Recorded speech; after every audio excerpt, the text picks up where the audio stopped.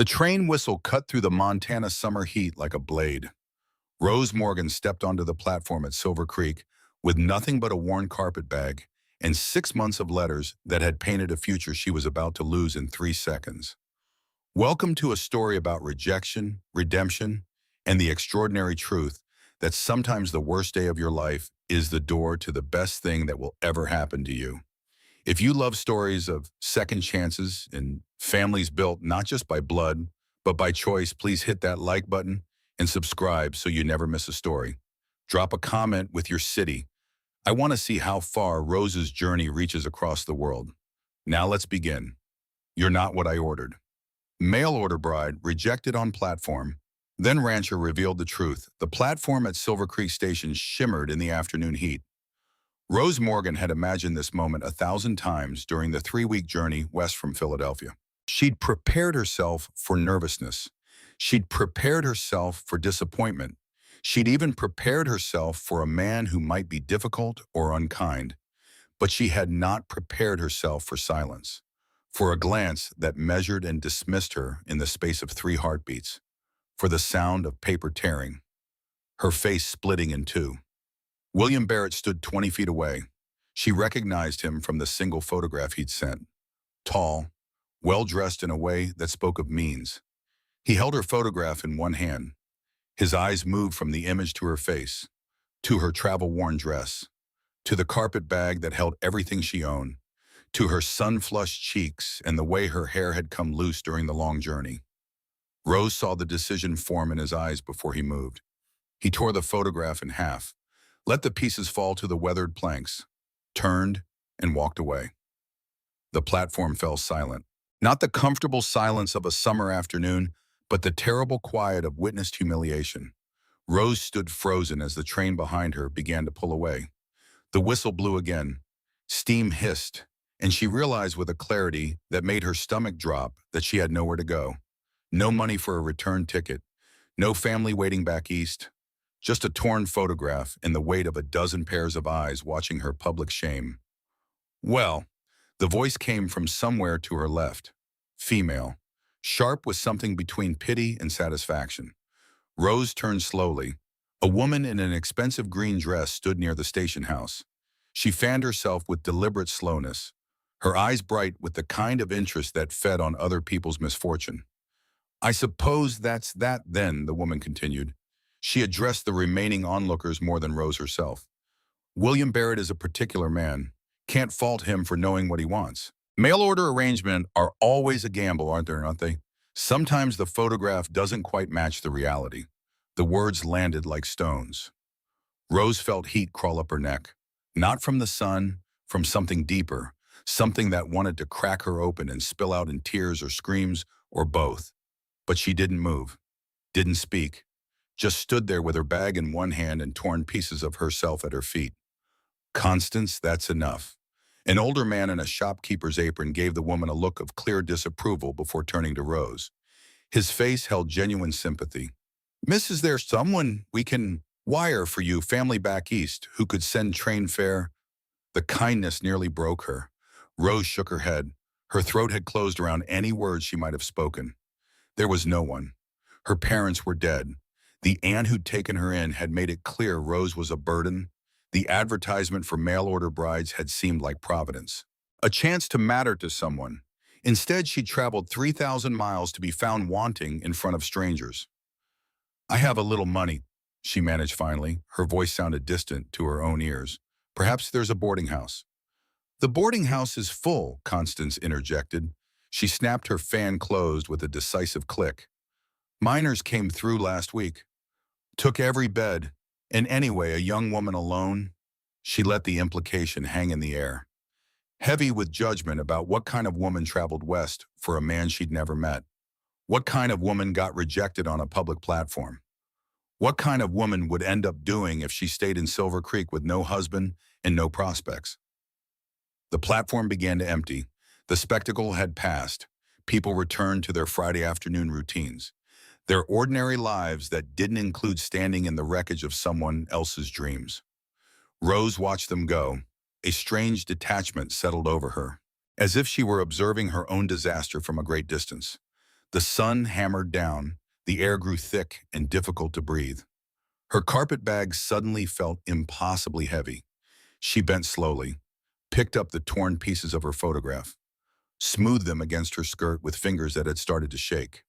In the picture, she looked hopeful, young and hopeful and stupidly naive. "You should take the evening train back," the shopkeeper said gently. "It comes through at 6. I'm sure William would at least—" Mr. Barrett made his position clear, Frank. Constance had moved closer. Her voice dropped to a stage whisper that still carried across the platform. "The girl misrepresented herself. Look at her. She's not what he ordered. He has every right to refuse the arrangement." "I've gained no weight," Rose said quietly, finally finding her voice even as something inside her began to fracture. "The photograph is accurate. I'm exactly who I claim to be." Constance's eyebrows lifted. "Well, that may be your opinion, dear, but clearly Mr. Barrett sees things differently. These arrangements require honesty, you understand. When a man sends for a bride, he expects—" "What does he expect?" The words came out sharper than Rose intended, propelled by a sudden flame of anger that burned through her shock. "A commodity. A purchase that can be returned if it doesn't meet specifications?" Frank cleared his throat uncomfortably. Constance's face tightened with disapproval. Rose realized she'd made a mistake. In this moment, in this place, she had no right to anger. She was the rejected bride, the woman found wanting, the outsider who'd arrived with expectations that had proven embarrassingly unfounded. Anger was a luxury she couldn't afford. "I apologize," she said. The words tasted like ash. "I'm not myself." Understandably so. Frank shifted his weight, clearly wishing to be anywhere else. "Miss Truly, the evening train would be your best option. You could be back in Denver by tomorrow.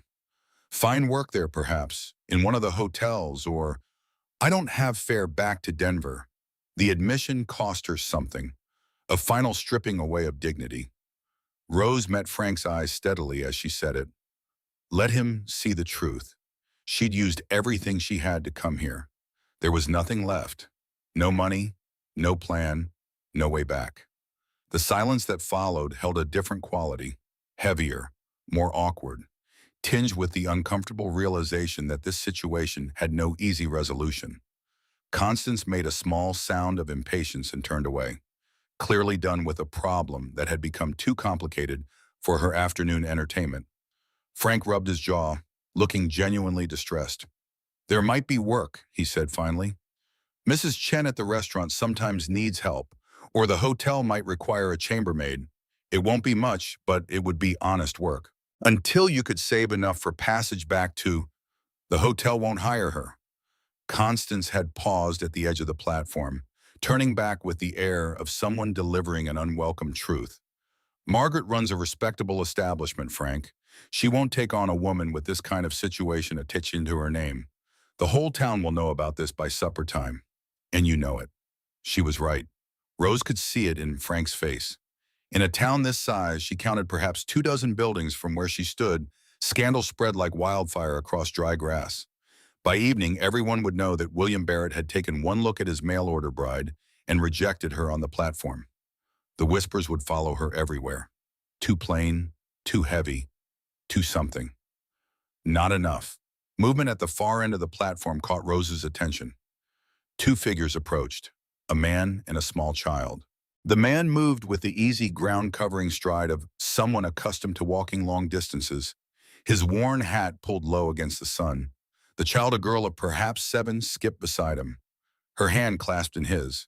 They reached the platform just as Constance departed with a swish of green skirts, her departure somehow more cutting than her presence. The man paused, taking in the scene with eyes that missed nothing. Rose with her carpet bag and her torn photograph, Frank's uncomfortable posture, the empty platform, the lingering atmosphere of witnessed humiliation. "Afternoon, Frank." His voice carried the roughness of someone who spent more time with horses than people. "Train on time today." "Jacob." Frank's relief at the interruption was palpable. Yes, yes it was, just dropped off." He hesitated, clearly unsure how to describe Rose's situation. "I can see what it dropped off." The man Jacob shifted his gaze to Rose. She found herself meeting eyes that were startling in their directness, gray as winter sky set in a face weathered by sun and wind. He wasn't old, perhaps 37, but he carried himself with the solid presence of someone who'd earned his place in the world through work rather than charm. Miss, the child peered around her father's legs, studying Rose with the frank curiosity of the young. She had dark hair in two neat braids, her father's gray eyes, though hers held warmth where his held caution. "Is that lady going to cry, Papa?" the girl whispered. Not quite quietly enough. Lily. The name was gentle but firm, a father's redirection. Rose realized her eyes had indeed filled with tears, though she'd been fighting them back since Barrett walked away. She blinked rapidly, turned away under the pretense of adjusting her bag. The platform planks beneath her feet felt unsteady. Or perhaps that was just her legs finally giving way to the shock that had been building since the train pulled in. "I should be going," she managed, though she had no idea where she intended to go. The sun was beginning its slow descent toward the western mountains, but hours of heat remained. The street beyond the platform offered no obvious sanctuary, just a general store, a saloon, a few other buildings she couldn't identify from this distance. "Just a moment, miss." Jacob's voice stopped her. "Frank, what's the situation here?" Frank explained in low tones, though Rose could hear every word. The mail order arrangement, the rejection, the lack of funds or prospects. As he spoke, Jacob's expression didn't change, but something shifted in the set of his shoulders, a tension that might have been anger, or might have been something else entirely. "William Barrett did this," he asked when Frank finished. "He has every right to refuse." Frank began. "I didn't ask about his rights. I asked if he left a woman stranded with no means and no place to go." Jacob's voice had gone quiet in a way that suggested more threat than shouting ever could. "Where is he now?" "Jacob, don't start something. The situation is regrettable, but it's not your concern. Like hell it isn't." Jacob looked at Rose again. His gaze moved from her face to her bag to the torn photograph still clutched in her hand. "You have any skills, miss? Can you cook, clean, handle livestock?" The question was so unexpected that Rose could only stare at him for a moment. Yes, I kept house for my aunt. I can cook plain meals. I've tended chickens and my daughter and I live about 5 miles south of here, ranch work. Cattle, some horses, chickens, a vegetable garden that's mostly dying because I can't tend it proper." He said it matter-of-factly, without self-pity, just stating the situation as he might describe the weather. "My wife passed 2 years ago. I've been managing poorly ever since. I could use help. You could use a place to stay. Temporary arrangement, until you figure out your next move." Frank made a sound of protest. "Jacob, that's not people will talk. A young unmarried woman staying at your ranch. Let them talk. They'll talk anyway about what happened here today." Jacob's jaw tightened. "At least this way, she'll have a roof over her head while they're doing it." Rose's mind reeled, trying to process this sudden shift from complete disaster to unexpected rescue. But something in her resisted the word rescue. This man wasn't offering charity. He was proposing an arrangement, work in exchange for shelter. It had a dignity to it that pure charity would have lacked. "I would work hard," she heard herself say. "I wouldn't be a burden." "Didn't figure you would be." Jacob's expression softened almost imperceptibly. "But I won't lie to you, it's hard living out there. The work is constant. The house needs everything. And Lily." He looked down at his daughter with something that might have been helplessness. "She needs things I can't give her. Gentleness, teaching, the kind of care a man doesn't know how to provide." Lily tugged on her father's sleeve. "Is the lady coming home with us, Papa?" "That's up to the lady, little bird." They both looked at Rose, the taciturn rancher and his watchful daughter. Rose realized that this moment would define everything that came after. She could refuse, could insist on waiting for some other solution, could cling to the idea that surely there was a better option than following a stranger to an isolated ranch. Or she could accept that sometimes providence came in unexpected forms. That pride was another luxury she couldn't afford. "I'll come," she said quietly, "and I'll earn my keep. I promise you that." Jacob nodded once, as if they'd just concluded a business transaction. Wagon's just down the street. We'll get you settled before dark. As they walked toward town, Lily slipped her small hand into Rose's. The gesture was so natural, so trusting, that Rose felt something crack open in her chest. All the fear and humiliation and desperate uncertainty finding a small outlet in the warmth of a child's hand. Behind them, Frank called out something about being careful, about considering the propriety of the situation. But his voice faded as they moved away from the platform, away from the sight of Rose's public rejection, toward a future she couldn't begin to imagine. The wagon was exactly what Rose expected, functional and worn, built for work rather than comfort. Jacob lifted Lily into the back with easy strength, then turned to help Rose up.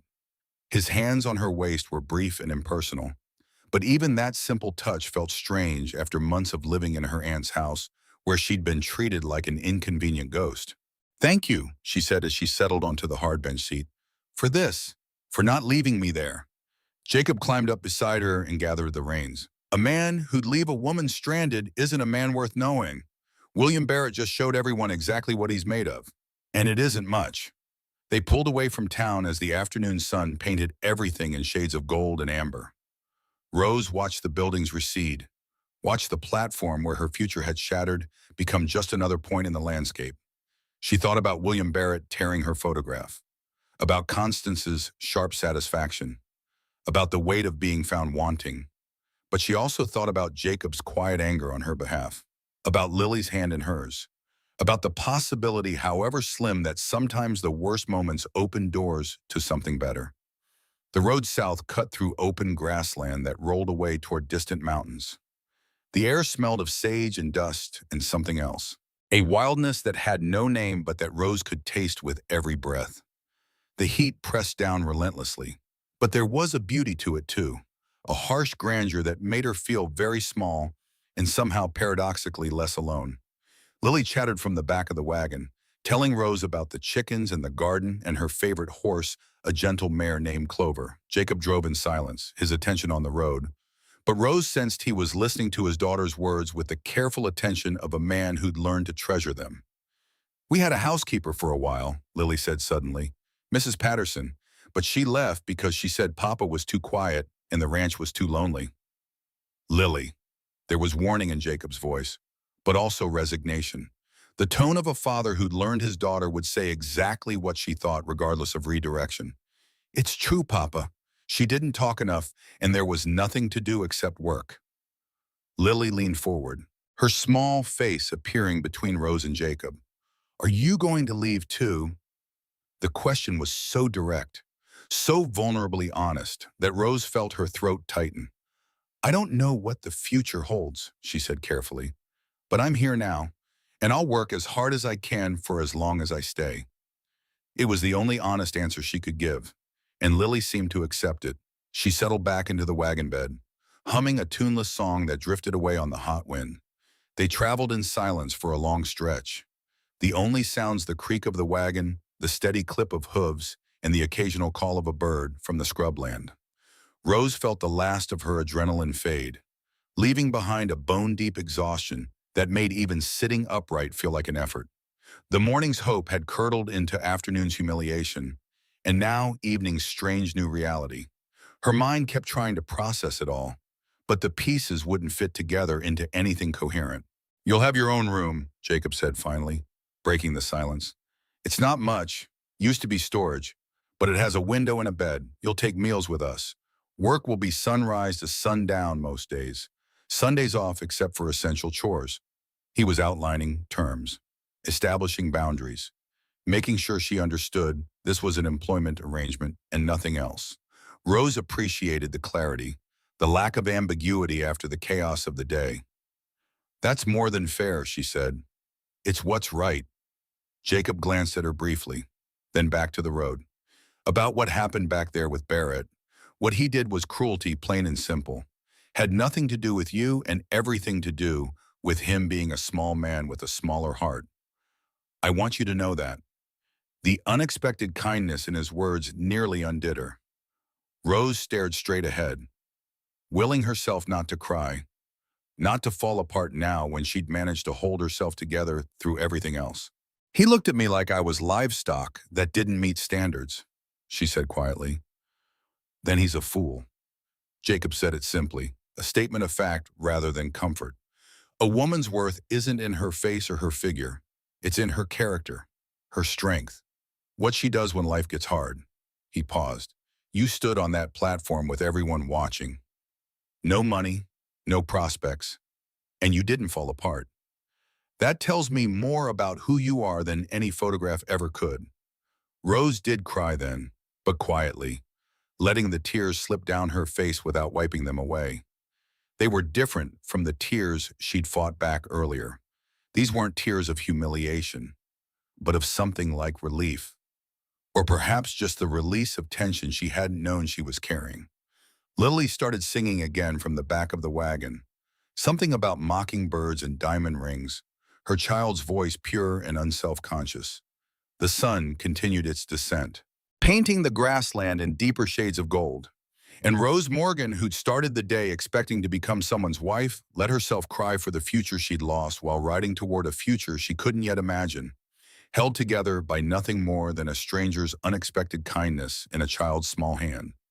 The ranch appeared as the sun touched the western mountains, a cluster of buildings that looked weathered but solid, built to withstand seasons and storms. The main house was larger than Rose expected, 2 stories of dark wood with a wide porch that wrapped around the front. A barn stood off to one side. Beyond it, she could see a corral, several smaller outbuildings, and the neat rows of what must be the struggling vegetable garden Jacob had mentioned.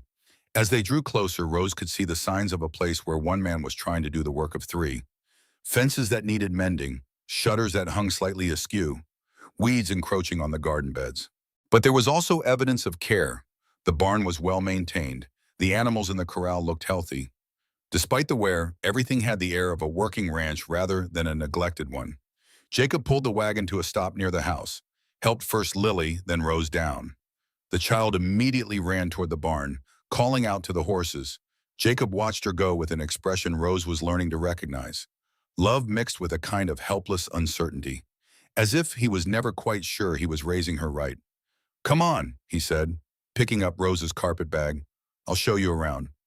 The house was dim and cool after the bright heat outside.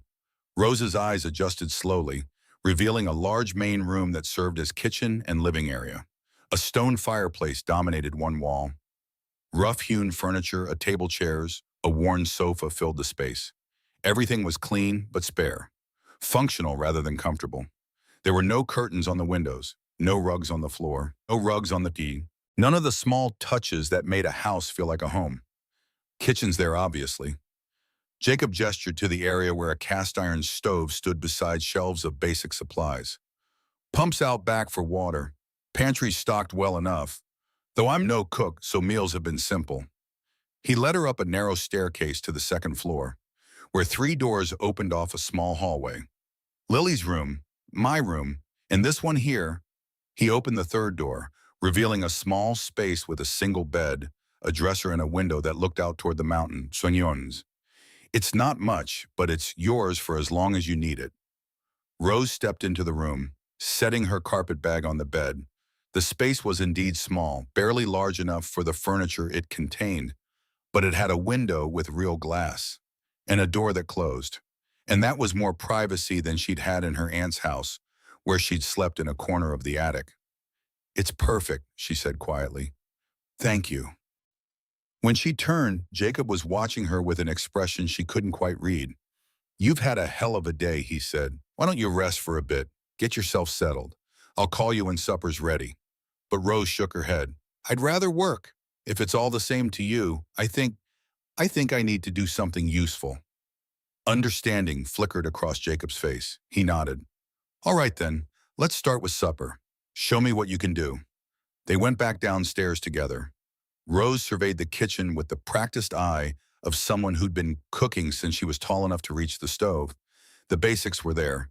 Good cookware, though it needed a thorough cleaning. Adequate supplies. Even some herbs hanging dried near the window. She could work with this.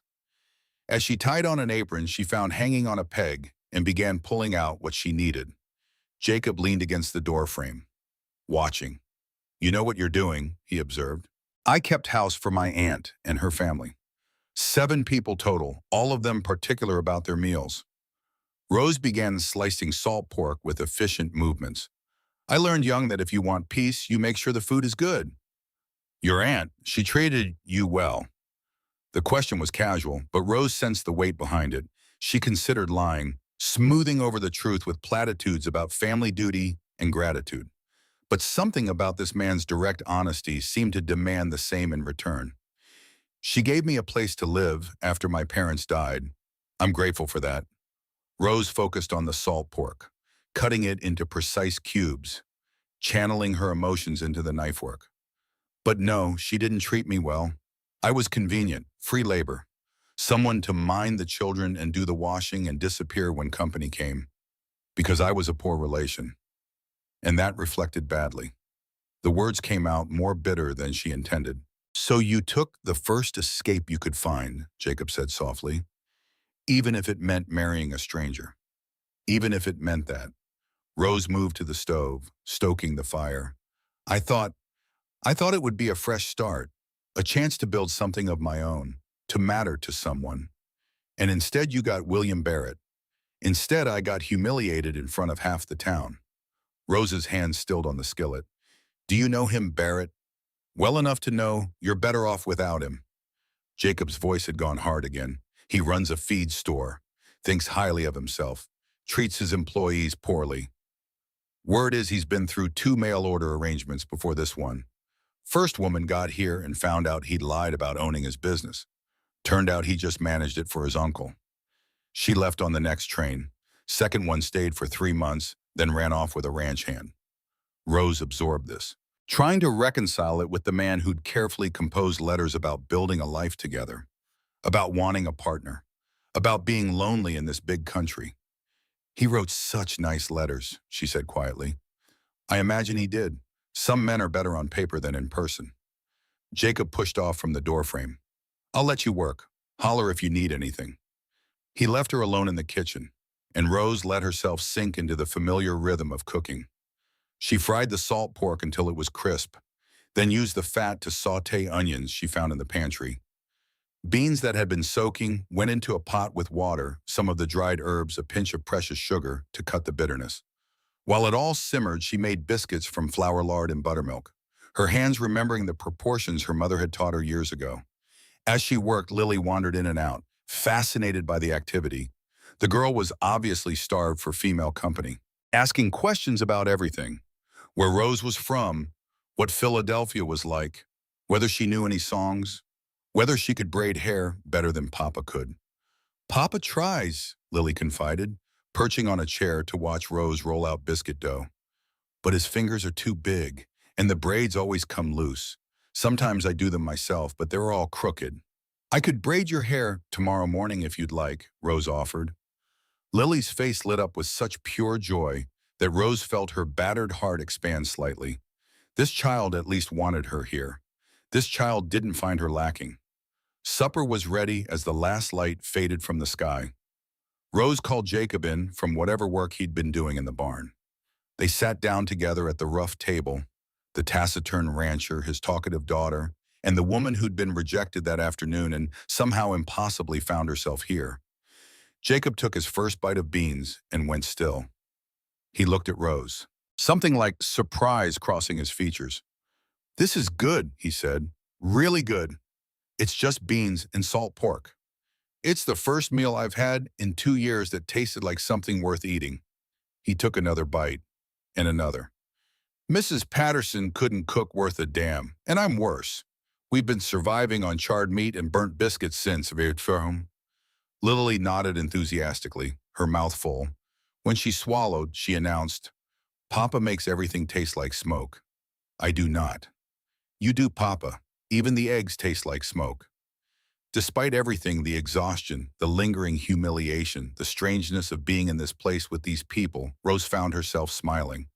There was something deeply normal about this exchange, something grounding about sitting at a table and sharing a meal while a child teased her father.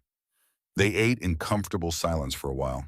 The kind that came not from having nothing to say but from being tired and hungry and focused on the food.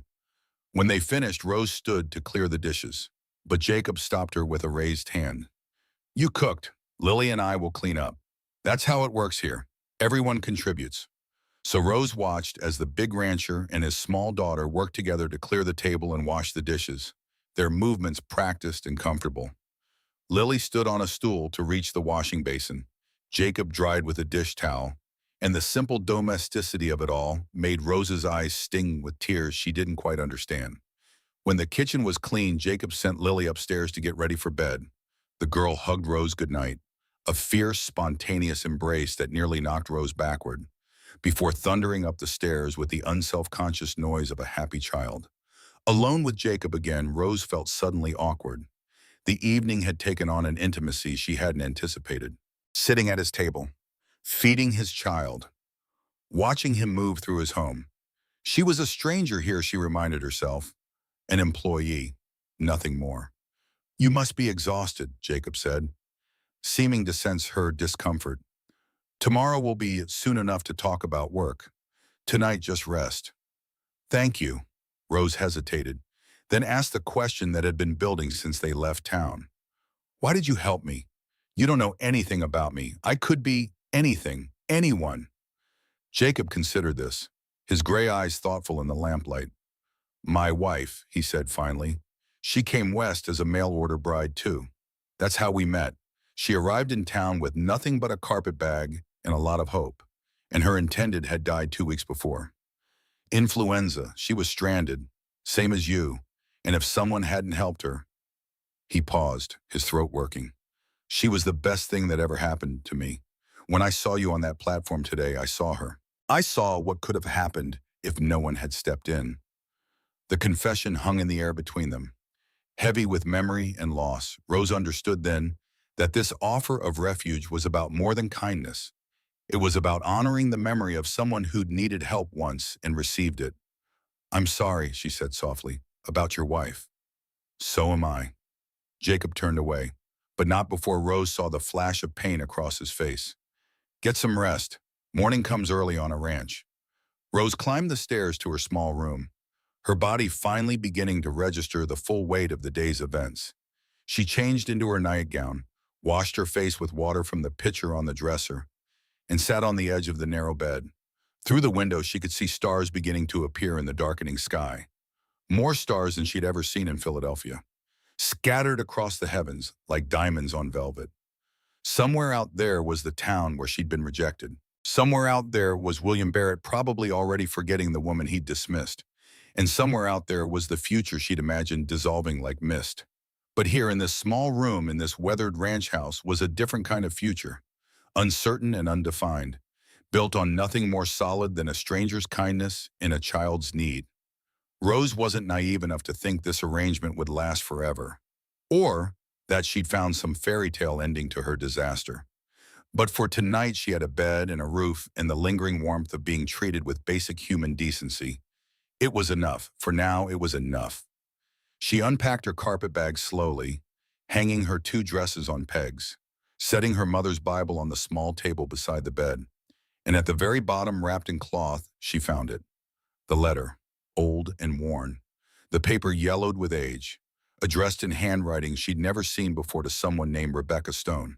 But tucked inside was another letter, newer, written in the shaking hand of a dying woman. Her mother, Grace Morgan. Rose had found both letters in her aunt's attic 3 months ago, hidden in a box of her mother's things.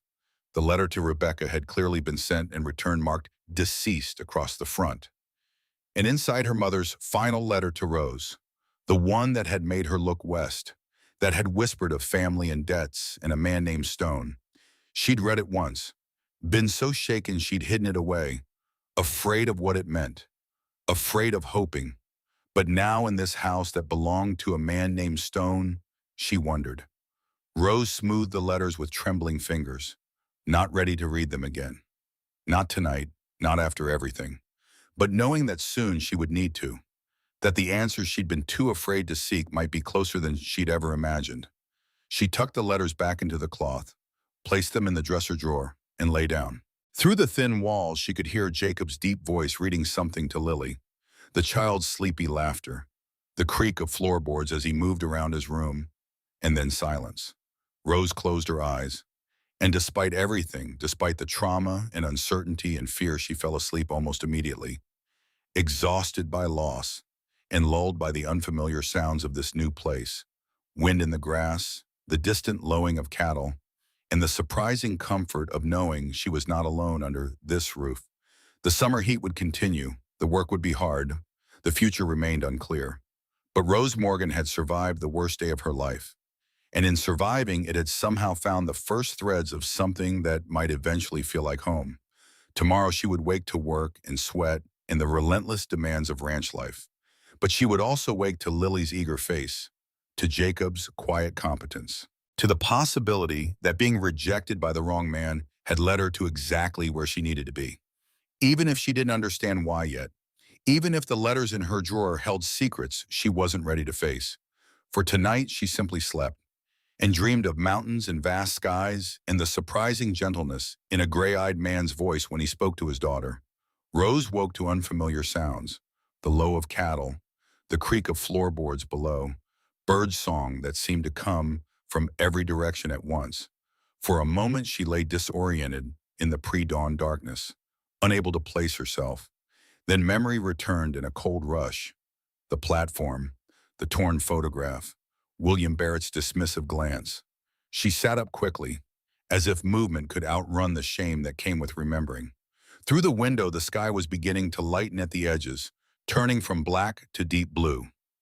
Rose dressed quickly in the dim light, choosing her older work dress and pinning her hair back with shaking fingers. Her reflection in the small mirror above the dresser showed a face that looked hollowed out by exhaustion. Dark circles under eyes that seemed too large. She looked away. Downstairs, she found Jacob already in the kitchen, attempting to start the stove with the grim determination of a man who'd failed at this task many times before. He looked up when she entered, surprise flickering across his weathered features.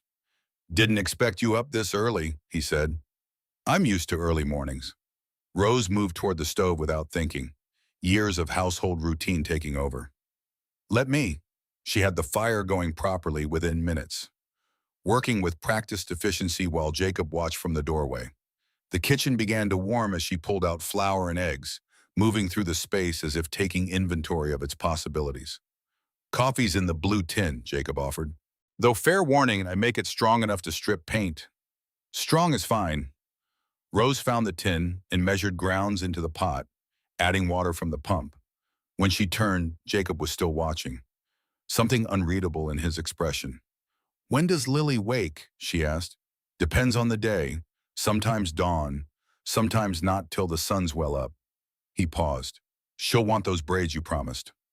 The simple statement carried unexpected weight, a reminder that Rose's words mattered here, that someone was counting on her to keep them. She nodded, focusing on slicing salt pork for breakfast.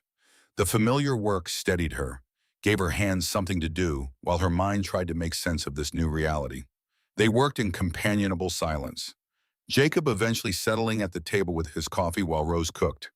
The eastern sky turned gold, then pink, light spilling through the windows and illuminating dust motes that danced in the air. There was something peaceful about this hour, Rose thought, something that felt suspended between yesterday's disaster and whatever today would bring. Lily appeared as Rose was plating eggs and fried pork, the girl's hair a wild tangle around her sleep-flushed face. She climbed into her father's lap without preamble, burying her face in his shoulder. "Morning, little bird," Jacob murmured, his voice gentle in a way that transformed his whole presence. Rose made breakfast. Lily peered at the table, then at Rose, as if testing whether yesterday had been real or dreamed. "You stayed." "I did." "Good." Lily slid from her father's lap and into her own chair, with the decisive air of someone who'd made an important decision. "Can you really braid hair?"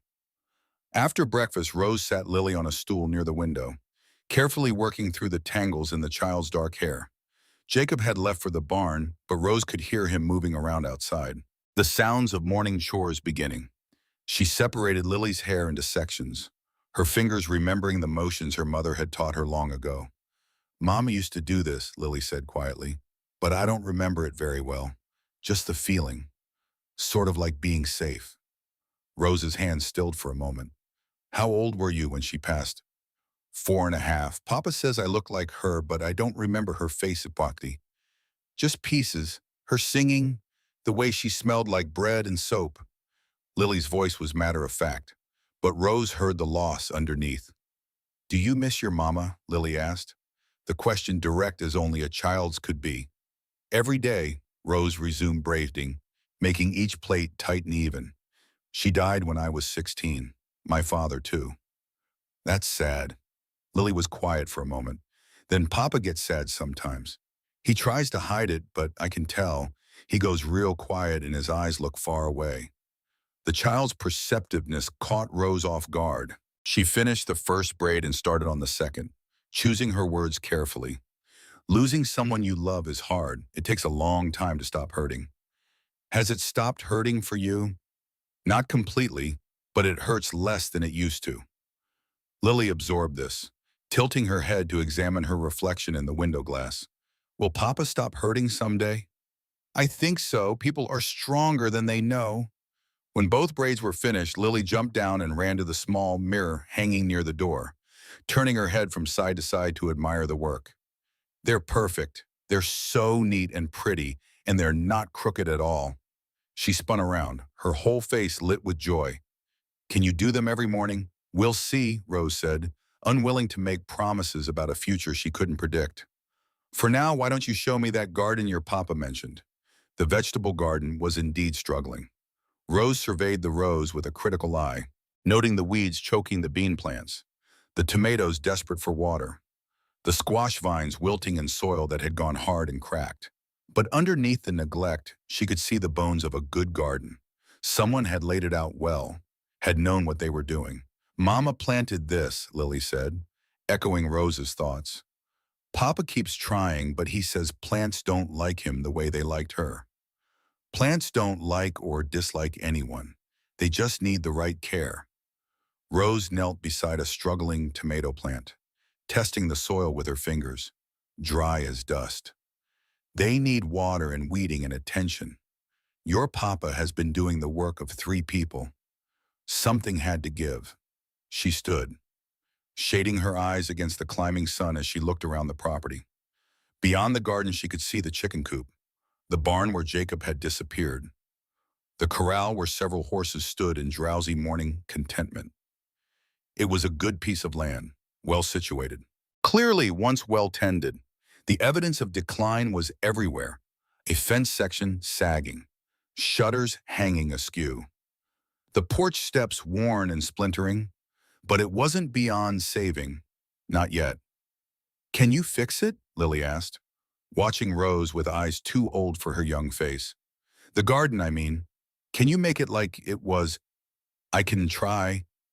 Rose met the child's gaze. But it will take work, a lot of work. I can help. I'm a very good helper. Papa says so. Despite everything, Rose found herself smiling. Then we'd better get started. They worked through the morning as the summer heat built. Rose pulling weeds while Lily hauled water in a bucket she could barely carry. The child was indeed a good helper, tireless and cheerful, chattering constantly about the ranch, her father the horse, and a dozen other topics that seemed to have no particular order or connection. Rose listened with half her attention, while her hands fell into the rhythm of the work. Pull, toss, the weeds coming up in satisfying clumps. Jacob appeared around mid-morning, his shirt dark with sweat and his hat pushed back. He stopped at the edge of the garden, taking in the neat rows Rose had already cleared, the pile of weeds wilting in the sun. You don't have to do this, he said. I hired you for housework, not field work. Rose sat back on her heels, wiping her forehead with the back of her hand. A garden is a garden. Seems a shame to let it die when it could be saved. He studied her for a long moment, his expression unreadable. Then he nodded slowly. Water barrels around back. Pump's been working steady. You need anything else, come find me in the barn. As he turned to go, Rose called out, Mr. Stone. He paused, looking back. What should I call you? Mr. Stone seems too formal for someone living in your house. Jacob's expression shifted, something that might have been discomfort. Jacob's fine. We're not formal people out here. Jacob, then. Rose tested the name, finding it fit him, solid and unpretentious. And I'm Rose. I know. Something that might have been humor flickered in his eyes. You told me yesterday, on the platform.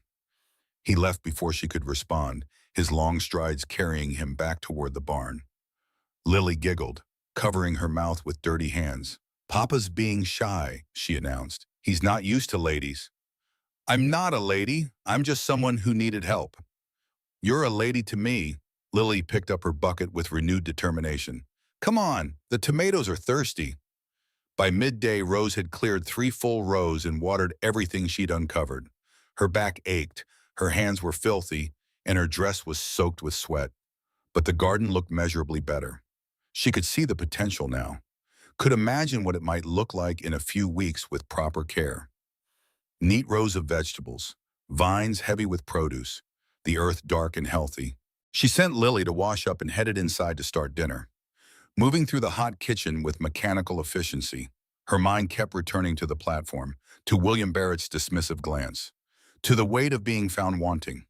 But each time the memory threatened to overwhelm her, she forced her attention back to the present. The onion she was chopping, the bread dough she was kneading, the simple fact of being here, doing something useful, mattering in some small way. Dinner was beans and cornbread, served at the rough table while the afternoon heat pressed against the windows. Jacob ate with the single-minded focus of someone who viewed food as fuel rather than pleasure.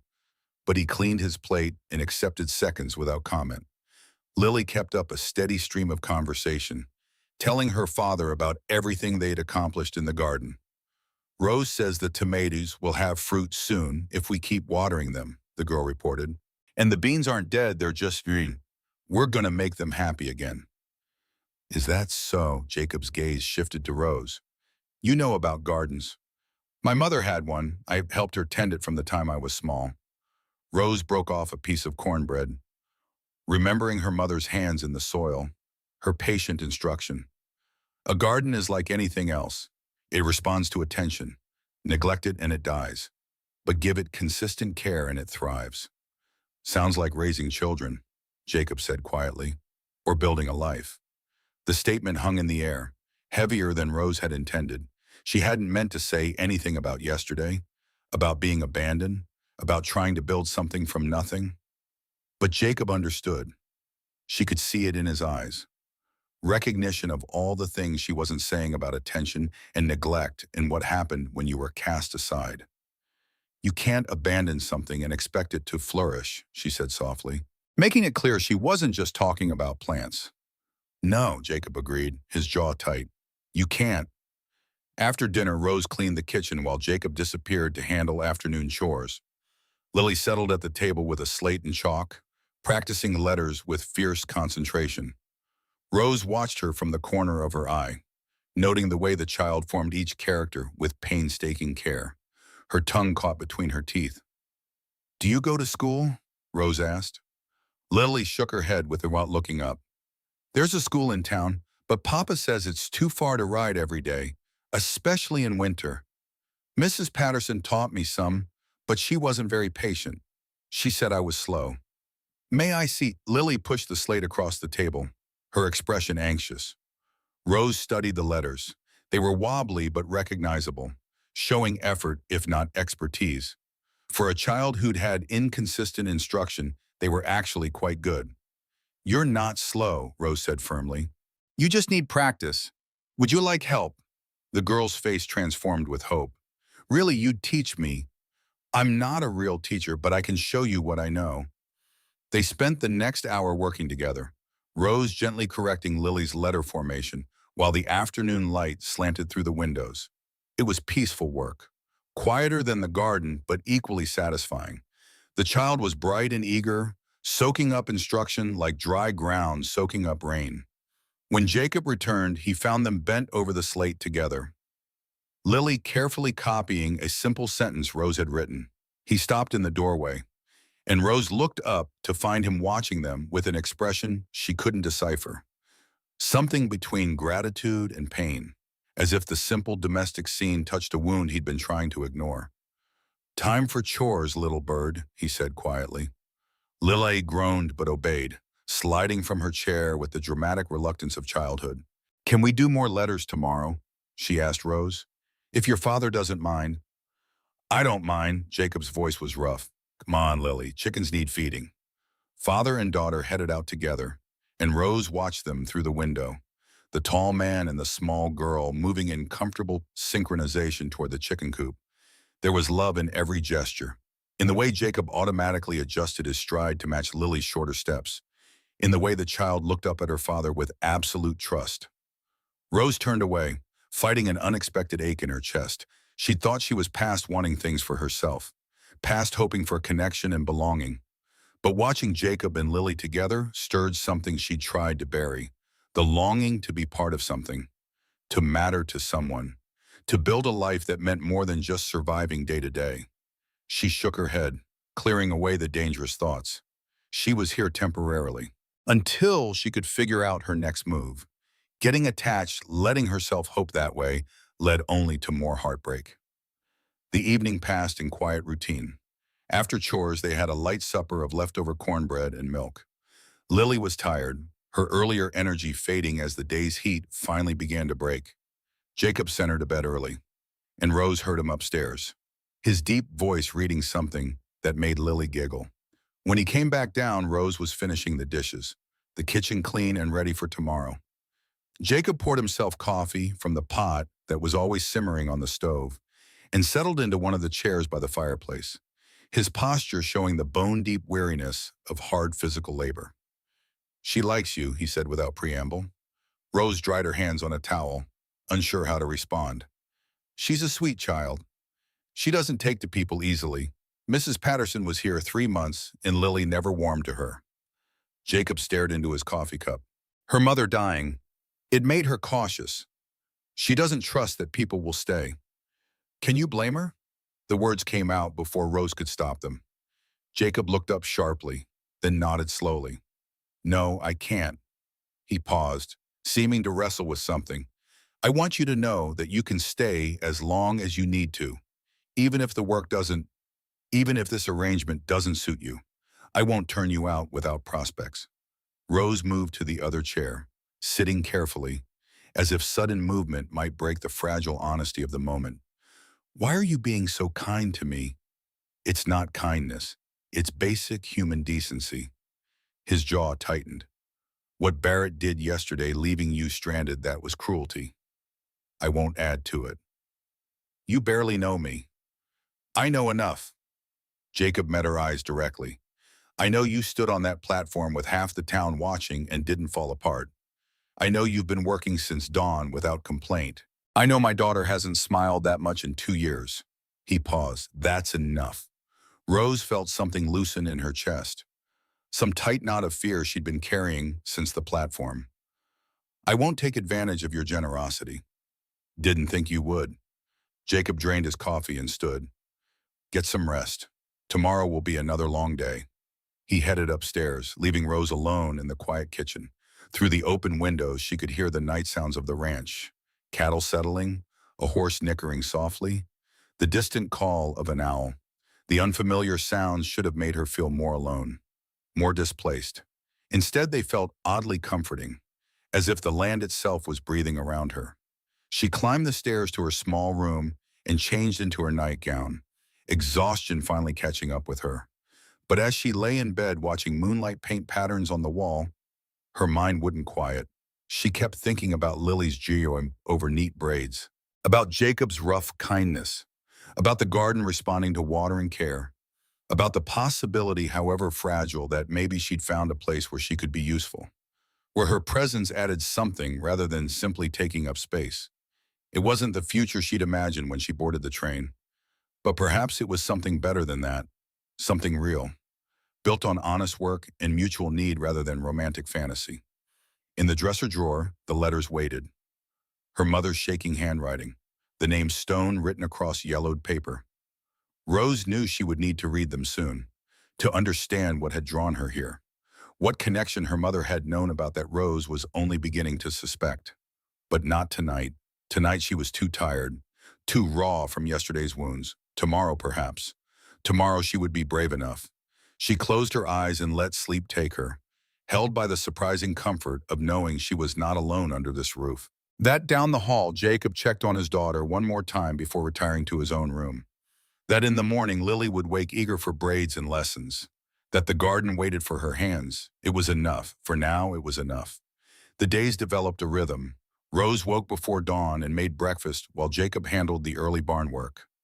After they ate, she'd spend the morning in the garden or tackling the endless domestic tasks the house required.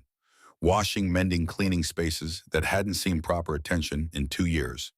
Afternoons were devoted to Lily's lessons and preparing supper, while evenings passed in quiet routine until darkness sent everyone to bed.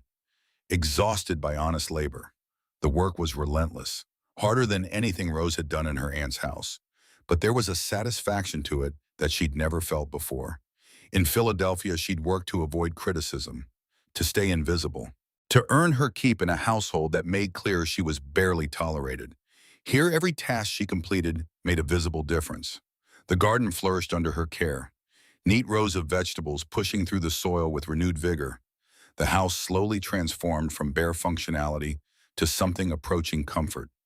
Curtains she sewed from old fabric, rugs she beat clean and repositioned, small touches that made the space feel lived in rather than simply occupied. Jacob watched these changes with quiet approval, occasionally offering help, but mostly letting Rose work at her own pace. He was a man of few words, communicating as much through silence as speech. But Rose learned to read him.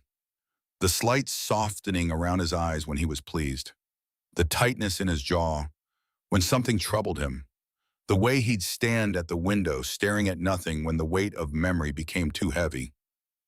A week passed, then another. The routine became comfortable. The work became familiar, and Rose found herself thinking less about William Barrett and what might have been. The shame of that day on the platform still burned when she let herself remember it. But out here on the ranch, surrounded by work and purpose, it mattered less. She was making something here, building something, and that simple fact carried its own kind of healing. It was Lily who asked the question Rose had been avoiding. They were working in the garden together, Rose weeding while the child watered. When Lily said, "Are you going to stay forever?" Rose's hand stilled in the soil. "I don't know, honey. This was always meant to be temporary. But you like it here, don't you? You smile more now than when you first came." The observation caught Rose off guard. She sat back on her heels, looking at the child's earnest face. "I do like it here. Very much." "Then why would you leave?" It was a child's logic, simple and direct, seeing no reason why liking something wouldn't automatically lead to keeping it. Rose struggled to find words that would make sense without crushing the hope she saw in those gray eyes so like Jacob's. "Sometimes life is more complicated than just liking or not liking something," she said finally. "I came here because I had nowhere else to go. Your father gave me shelter when I needed it, but that doesn't mean this is my home forever." "It could be, though." Lily set down her bucket with a thump. "You could stay and be part of our family, like Mama was." "Oh, sweetheart." Rose's throat tightened. "It's not that simple." "Why not?" "Because I'm still the woman who was rejected on that platform," Rose thought. "Because your father doesn't want a wife, he wants help with his ranch. Because I've learned not to hope for things that seem too good to be true." But she couldn't say any of that to a 7-year-old girl who'd already lost too much. "We'll see," she said instead. The universal parent deflection. "For now, let's focus on these tomatoes. They're almost ready to pick." Lily accepted the redirection with the resilience of childhood. But Rose saw her casting sidelong glances throughout the rest of the afternoon, as if trying to decipher something in Rose's face. That evening, the child was quieter than usual, and when Jacob took her up for bed, Rose heard the murmur of serious conversation through the floorboards. When Jacob came back down, he didn't sit, but stood by the window, his back to Rose, tension visible in his shoulders. "Lily asked you to stay," he said finally. It wasn't a question. "Yes." "I should have seen it coming. Should I?" Rose stopped, uncertain. "Should I pull back? Spend less time with her?" "No, Etamo." The word came out sharply, then softer. "No. That would hurt her more. She needs—" He stopped, running a hand through his hair in frustration. "She needs exactly what you've been giving her. attention, teaching, someone who treats her like she matters. She does matter. I know that, but I can't give her everything she needs. I'm trying, but I'm just... He trailed off, the sentence unfinished, but the meaning clear. Rose stood, moving closer but maintaining careful distance. You're a good father, Jacob. She adores you. She needs more than adoration. She needs a mother. The words seemed dragged from somewhere deep, and I can't give her that. The kitchen fell silent, except for the tick of the clock and the soft sounds of the summer night beyond the windows. Rose felt the weight of unspoken things pressing against the air between them, the complicated tangle of need and grief and the simple human longing for connection. I don't know how long it can stay, she said quietly. I don't know what I'm building toward or where I'll end up. But while I'm here, I'll care for her as best I can. Jacob nodded slowly, something like relief crossing his features. That's all I'm asking. But Rose suspected it wasn't all he was asking, just all he could bring himself to say. She suspected there was more beneath the surface, questions about the future, about possibility, about whether this temporary arrangement might become something else. She suspected it because she felt it too. The dangerous pull of wanting this to be more than it was, of imagining a future that included this ranch, this child, this silent man with his weathered hands and careful heart. But wanting and having were different things, and Rose had learned that lesson too well to forget it now. The heat arrived 3 days later, like something physical, a weight that pressed down on the land and refused to lift. Rose woke to air that felt thick even in the pre-dawn darkness, the kind of heat that promised worse to come. By the time she had breakfast ready, sweat already dampened her collar despite the early hour. Jacob came in from the barn looking grim. Going to be a bad one, he said, accepting the coffee she poured. Cattle will need extra water. I'll be out most of the day. What about Lily? Keep her inside as much as possible. Heat like this can drop a grown man, let alone a child. He drained his cup in 3 long swallows. You should stay in too. The garden can wait. But Rose had already learned that nothing on a ranch could truly wait. After Jacob left, she checked the garden in the relative cool of early morning, watering quickly before the sun climbed higher. The plants were already wilting, leaves curling inward against the heat. She gave them as much water as she dared, knowing the well wouldn't run dry, but conscious of not wasting what might be needed elsewhere. By mid-morning, the house had become an oven. Despite every window being open, Rose moved through her tasks slowly, conserving energy, while Lily sprawled on the floor with her slate, too listless even for her usual chatter. The child's face was flushed, her dark hair damp at the temples. I'm hot, Rose, she complained. Not for the first time. I know, sweetheart. Here, drink some more water. Rose pressed a cup into the girl's hands, watching to make sure she drank it all. The heat was oppressive, turning the air soupy and hard to breathe. Through the window, she could see the land shimmering, distorted by waves of heat rising from the baked earth. Jacob came in briefly at noon, his shirt soaked through, his face dark red from sun and exertion. He drank 3 dippers of water without pausing, then splashed more over his head and neck. How are you managing? Rose asked, alarmed by how depleted he looked. I've worked through worse. But his hand shook slightly as he set down the dipper. 2 of the cattle are down, heat exhaustion. I got them to shade and water, but...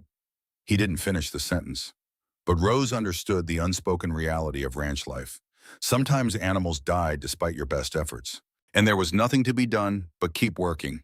He left again without eating, and Rose watched him go with growing concern.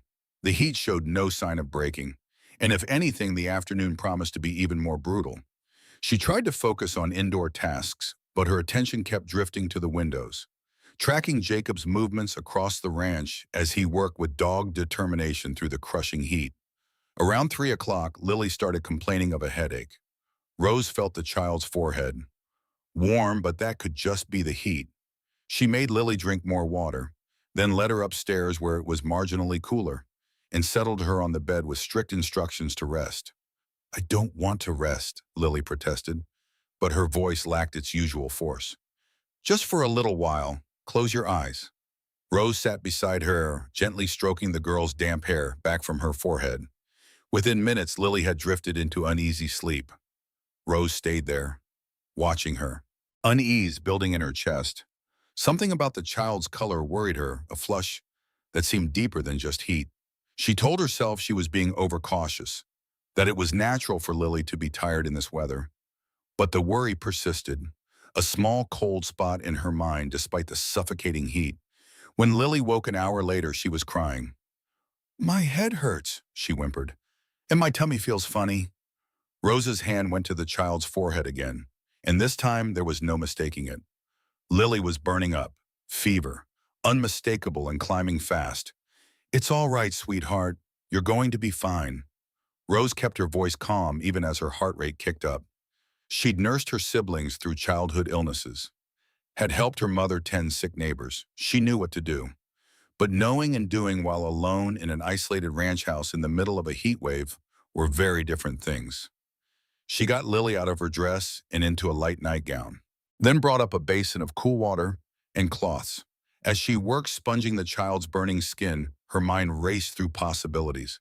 It could be nothing, a summer fever that would break by morning. Or it could be something worse. Scarlet fever, typhoid, the diseases that swept through communities and took children despite every prayer and remedy. "Where's Papa?" Lily asked, her voice small and frightened. "He's working. He'll be back soon." Rose wrung out the cloth and laid it across Lily's forehead. "You just rest now. I'm going to take care of you." The afternoon crawled by in a haze of heat and growing fear. Rose changed the cloths constantly, trying to bring down the fever that showed no sign of breaking. Lily drifted in and out of consciousness, sometimes lucid enough to ask for water, sometimes mumbling words that made no sense. Each time Rose checked her temperature with a hand to her forehead, the child seemed hotter. When Jacob finally came in as the sun was setting, Rose met him at the stairs, her face tight with worry. "It's Lily," she said without preamble. "She has a fever, a bad one." The color drained from Jacob's sun-reddened face. He took the stairs two at a time, Rose following close behind. In the bedroom, Lily lay still and small under the sheet, her breathing rapid and shallow. Jacob knelt beside the bed, his large hand trembling as he touched his daughter's cheek. "How long?" His voice was hoarse. "Since mid-afternoon. I've been trying to cool her down, but the fever won't break." Jacob's jaw worked, and Rose saw real fear in his eyes. The kind of terror that came from having already lost one person and facing the possibility of losing another. "I need to ride by for the doctor. It's 20 miles to town. In this heat at night." Rose caught herself. Of course he knew the risks. How long would it take? 3 hours there if I push hard. 3 back. Plus however long to find Doc Morrison and convince him to come. Jacob stood abruptly, moving toward the door. 6, 7 hours maybe, if nothing goes wrong. That's too long. The words came out before Rose could stop them. Jacob turned back, and the raw anguish in his face nearly broke Rose's composure. "Then what do I do?" The question wasn't rhetorical. It was a plea from a man who'd reached the end of his knowledge and found it wanting. Rose moved to the bed, looking down at Lily's flushed face. The child's eyes were closed, her small chest rising and falling too quickly. In the lamplight, her skin had taken on an alarming sheen, and when Rose touched her, the heat was shocking. "We fight it here," she said, hearing the determination in her own voice. "We keep cooling her down, keep getting fluids in her when she's conscious enough to drink. We don't sleep. We don't stop. We just keep fighting until the fever breaks or—" She couldn't finish that sentence. "Or until morning," Jacob said grimly. "If she's no better by first light, I ride for the doctor regardless." They worked together through the evening and into the night, falling into a rhythm without needing to discuss it. Rose sponged Lily's burning skin while Jacob went to fetch fresh water, cold from the well. When Lily was conscious, they coaxed water between her lips, a sip at a time. When she slipped into fevered sleep, they watched her breathe, counting each rise and fall of her small chest. The house creaked and settled around them as the day's heat finally began to dissipate. Through the open window, Rose could hear the normal sounds of the ranch, cattle lowing, horses moving in the corral, the distant call of a coyote. The everyday sounds felt obscene somehow, as if the world had no right to continue normally while a child fought for her life. Around midnight, when Lily's fever spiked higher, She began to shake despite the heat, her teeth chattering as her body convulsed with chills that made no sense in the sweltering room. Rose wrapped her in a light blanket, while Jacob paced, his hands clenching and unclenching at his sides. "This is how it started with Rebecca," he said suddenly, his voice rough, fever that came on fast. "She said it was nothing, just a summer cold. 2 days later, she was—" He stopped, unable to finish. Rose looked up from where she knelt beside Lily's bed. "This isn't the same. Lily is young and strong. She's going to fight through this. You can't know that." "No, but I can believe it, and so can you." She reached for his hand, gripping it hard enough that he had no choice but to look at her. "She needs you to believe it, Jacob. She needs to feel that you think she's strong enough to survive this." Something shifted in his face, the paralysis of fear giving way to grim determination. He nodded once and knelt beside Rose, his hand joining hers on Lily's burning forehead. "Listen to me, little bird," he said softly. "I know you're fighting hard right now. I know it hurts and you're scared, but you're a stone, and stones don't give up." His voice cracked. "Your mama didn't give up, and neither will you. You hear me? You keep fighting." Lily's eyes fluttered open briefly, unfocused but aware. "Papa," she whispered, "I'm here, I'm right here, and I'm not going anywhere." The hours blurred together in a haze of heat and fear and relentless repetition. Change the cloth, check her temperature, coax in more water. Rose's back ached from kneeling. Her arms trembled with fatigue, but she didn't stop. Jacob moved between the well and the bedroom with mechanical precision, his face set in lines of desperate determination. Around 2 in the morning, Rose sent him to rest. "I can't," he said flatly. "You've been working in brutal heat all day. If you collapse, you are no good to anyone." She met his eyes steadily. "I won't leave her. I promise. But you need to close your eyes for an hour, drink some water, eat something. Then you can relieve me." He resisted for another minute, then nodded reluctantly. "1 hour, then I'm back." Rose listened to his heavy footsteps descend the stairs, then turned her full attention to Lily. The child was restless, tossing despite being barely conscious, her skin so hot it hurt to touch. Rose continued the rhythm they'd established. Cool cloth, gentle words, watching for any change that might signal improvement or decline. Somewhere in those dark hours, Rose found herself talking to Lily even though the child couldn't hear her. She talked about her mother, about the garden in Philadelphia where she'd learned to coax things from the earth. She talked about the future, about all the things they'd do together when Lily was well. More lessons, learning to sew, maybe teaching her to bake the bread her mother used to make. She talked about belonging and home, and the strange ways that life could surprise you, how the worst day could somehow lead to the best thing you'd never knew to want. "You have to stay with us," she whispered, wringing out another cloth. "Your father needs you. I need you. You've become so important to me. Do you understand? In just a few weeks, you've made a place for yourself in my heart. And I'm not ready to lose that. I'm not ready to lose you." The admission surprised her with its intensity. When had this child become so essential? When had this temporary arrangement started feeling like home? But there was no time to examine those questions now, not with Lily's labored breathing filling the room, and the fever showing no sign of breaking. Jacob returned exactly an hour later, his face drawn but his jaw set with renewed determination. "Any change?" "Not yet, but she's still fighting." They settled into their vigil together, working in silent coordination that spoke of a partnership deeper than words. When Lily thrashed, they steadied her together. When she needed water, one held her while the other brought the cup to her lips. When the cloth grew warm too quickly, they changed it in tandem, their movements synchronized. Dawn began to creep through the windows around 5, pale gray light that offered no relief from the heat that was already building. "I'm going to ride for the doctor," Jacob said quietly. "This has gone on too long." But before Rose could respond, Lily stirred. Her eyes opened, truly opened, focused and aware, and she looked at her father with confusion. "Papa, why are you in my room?" Jacob's hand shot to her forehead, and Rose saw his whole body go still.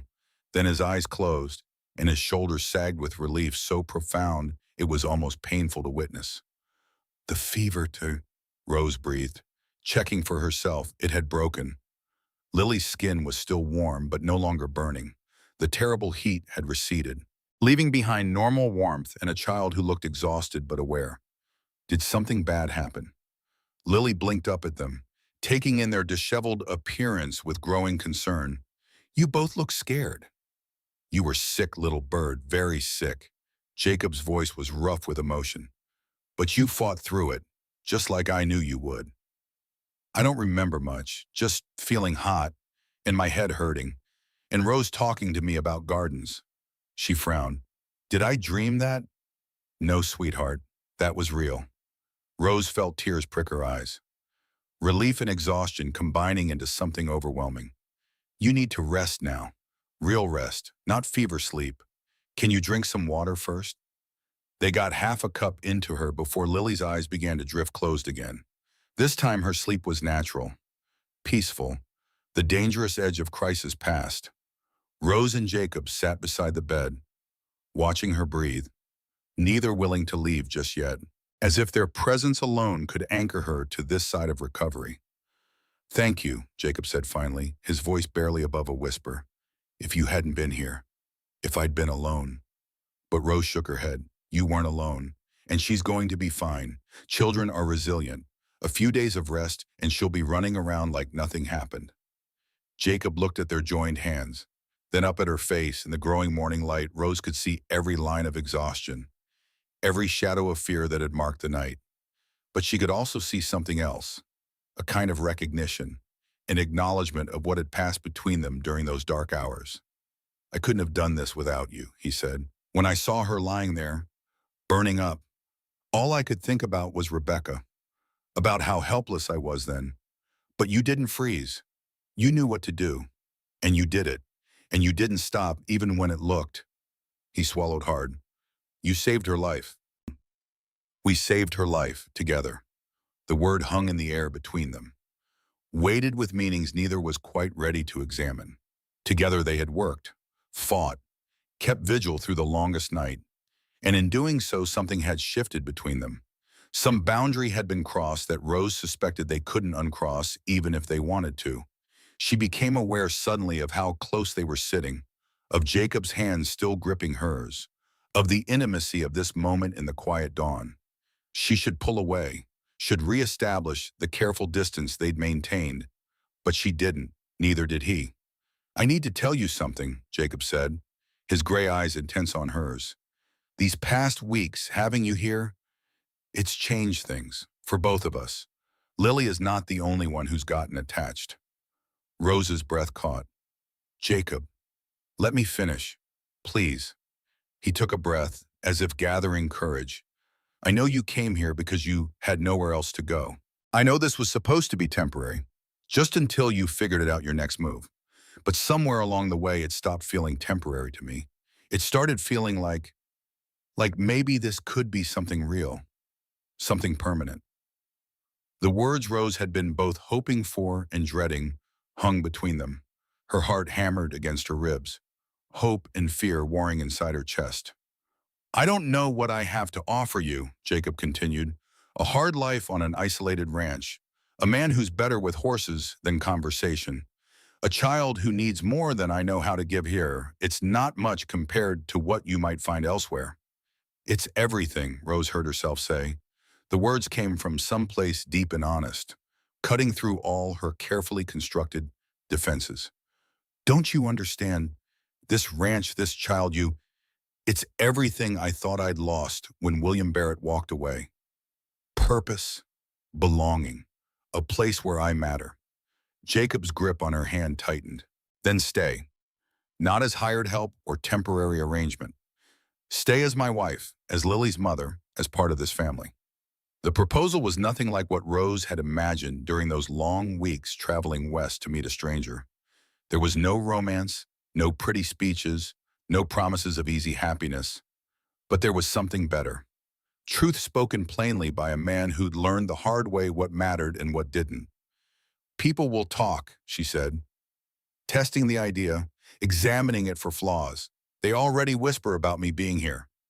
If we married after only a month, let them talk. I don't care about gossip. I care about building a life that works. That's honest. That's based on something real. Jacob's voice was firm. You've proven yourself 100 times over. You've worked harder than anyone I have ever known. You've cared for my daughter like she was your own. You didn't run when things got hard. You stayed and you fought. That's all the proof I need. Rose looked at Lily, sleeping peacefully now, her small face relaxed and free of pain. She thought about the garden thriving under her care, about the house slowly transforming into a home, about the quiet satisfaction of work that mattered. She thought about Jacob's steady presence, his rough kindness, the way he'd looked at her during the long night, like she was essential, like her being there made all the difference. It won't be easy, she said quietly, making this work, building a marriage out of necessity and circumstance. Nothing worthwhile ever is. Jacob shifted closer, his free hand coming up to cup her face with surprising gentleness. But I think we've got something most couples don't start with. We've already seen each other at our worst. We've already worked through crisis together. We know what we're getting. He was right. There would be no ugly surprises. No discovering too late that they couldn't weather hardship together. They'd already been tested and hadn't broken. Yes, Rose said, the word coming out steady and sure. Yes, I'll stay. I'll marry you. Jacob's eyes closed briefly, relief washing over his features. When he opened them again, there was warmth there Rose hadn't seen before. Not the heat of passion, but something deeper and more durable. He leaned forward slowly, giving her time to pull away, and pressed his lips to hers in a kiss that was chaste and solemn, sealing the promise they'd just made. When they pulled apart, Lily was watching them with sleepy satisfaction. I knew it, she mumbled, a smile tugging at her lips despite her exhaustion. I told Papa you should stay forever. You should be sleeping, Rose said, but she couldn't keep the joy from her voice. I am sleeping. This is a dream. Lily's eyes drifted closed again. A really good dream. Jacob laughed, a sound Rose had heard so rarely it startled her. He pulled her close, wrapping his arm around her shoulders. And together they sat watching Lily sleep as the sun climbed higher and the ranch came to life around them.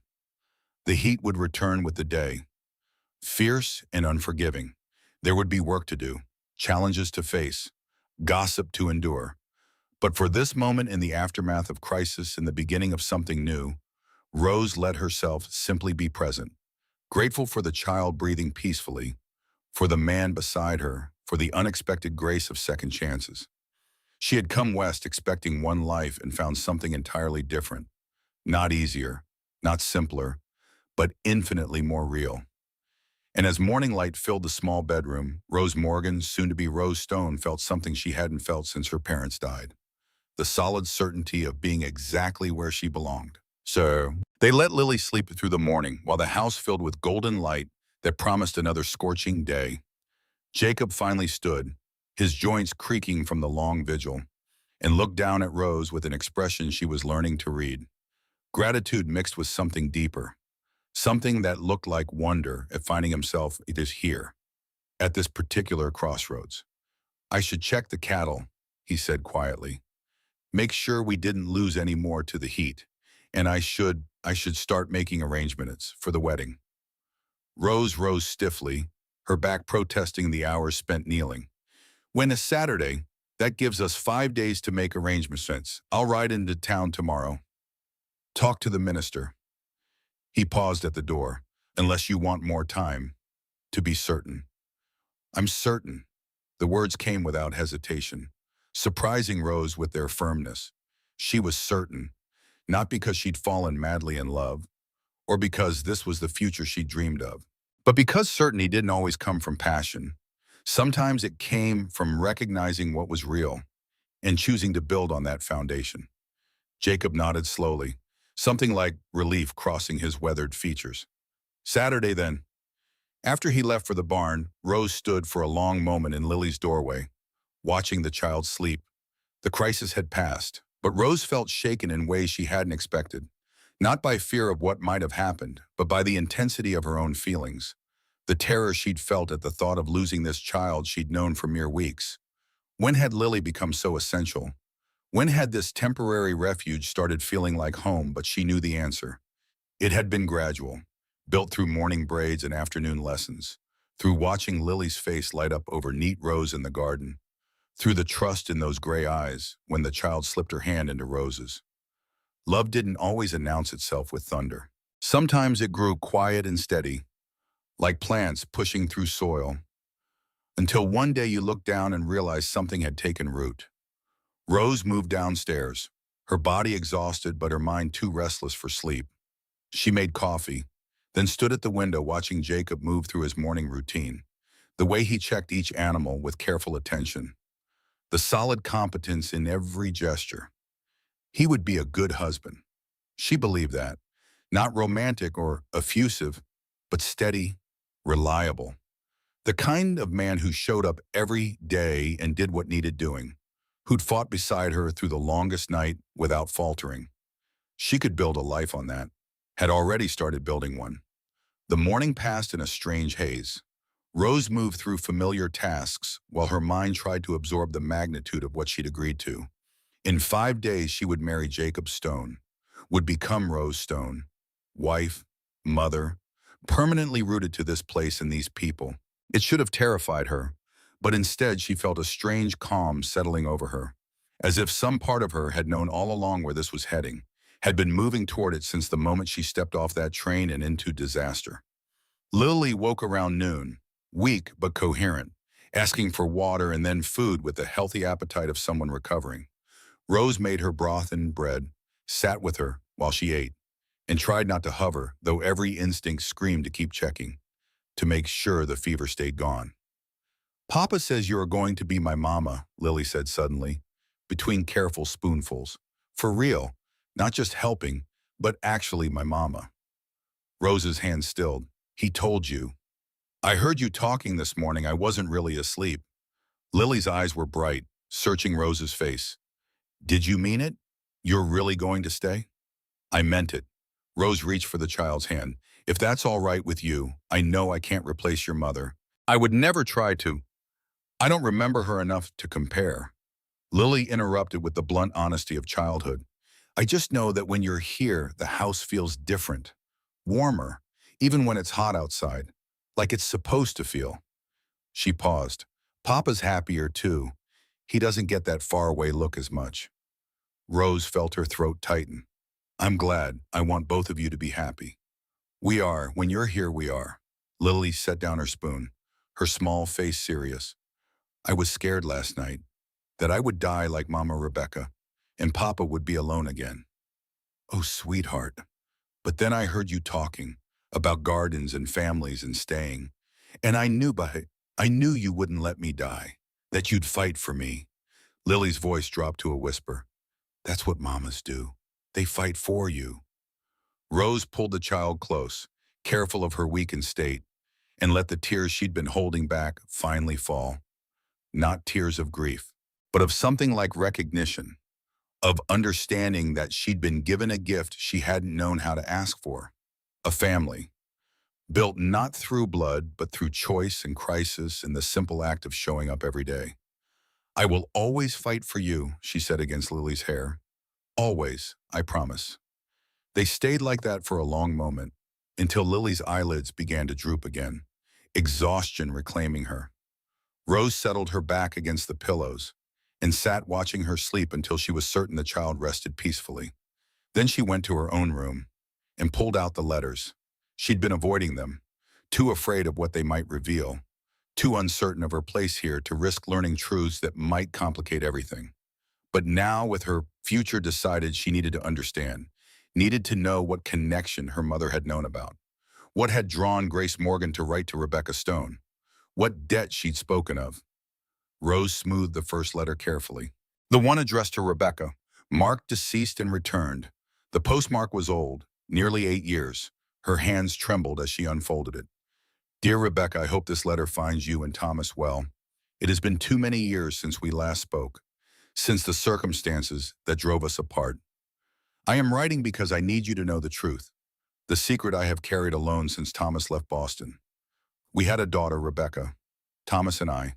Her name is Rose. She is 7 years old now. beautiful and bright and everything I hoped she would be. I never told Thomas. Our family's feud made any future together impossible. When he went west, I was already carrying his child, but I was young and frightened, and I made choices I cannot unmake. I married another man, a kind man who gave Rose his name, but he died when she was 2. I have raised her alone, kept the truth hidden to protect her from scandal. But I am not well, Rebecca. The doctors say consumption. I may not have much time. If anything happens to me, Rose will have no one. My sister will take her in, but grudgingly. The child will be a burden, unwanted. I know I have no right to ask, but if Rose ever comes west, if she ever needs help, please remember that she is Thomas's daughter, that she is family. The Morgan family does not owe the Stone family. We loved, and that love created a child who deserves better than I can give her now. Please, if she comes to you, take her in. Tell her about her father. Give her the family I never could. With gratitude and regret, Grace Morgan Rose read the letter twice, 3 times, her hands shaking so hard the paper rustled. Her father, Thomas Stone, was her father, not the kind man who'd given her his name, but a stranger who'd gone west before she was born, who'd built a life in Montana, who'd died never knowing she existed. Everything tilted. The room felt too small, too bright. Rose pressed her hand to her mouth, fighting the sob that wanted to escape. Her mother had sent this letter, but Rebecca had died before receiving it, so no one knew. No one except Grace, who'd taken the secret to her grave. Except she hadn't. She'd left one more letter. Rose pulled out the second envelope with trembling fingers. This one addressed to her, written in her mother's increasingly shaky hand, left hidden in a box of belongings that Rose hadn't found until 3 months ago. My dearest Rose, if you are reading this, I am gone, and you have found the truth I was too cowardly to speak while I lived. Your father was Thomas Stone, a good man I loved desperately when we were young. Our families had an old feud over land and business. They forbade us to marry. Thomas went west to seek his fortune, to build something he could offer my family as proof of his worth. I was already pregnant when he left, but I was afraid his family would reject you, afraid the scandal would destroy us both. So I kept silent. I married Marcus Morgan, a kind man who knew the truth but gave you his name anyway. He loved you as his own until the accident took him. Thomas never knew about you. I wrote to him once years later, but his wife Rebecca wrote back, telling me Thomas had died, an accident while hunting. I wrote to Rebecca then, told her about you, begged her to watch for you, to help you if you ever came west. But Rebecca died before my letter reached her. It came back marked deceased. So you are alone, my darling girl, as I was alone. Except you are stronger than I ever was, and braver. If you choose to go west, you will find the Stone Ranch, south of Silver Creek, Montana. Thomas's brother Jacob runs it now. He married Rebecca after Thomas died, to protect her and their daughter Lily. You have family there, Rose, a niece you've never met, an uncle by marriage. I do not know if they will welcome you, but you deserve the chance to find out. The Morgan family does not owe the Stone family. We loved, and that love created you. You are my greatest joy and my deepest regret. I should have been brave enough to tell you this before, to give you the choice I never had. Go west, my darling. Find your family. Find the home your father built. And forgive me for not being stronger.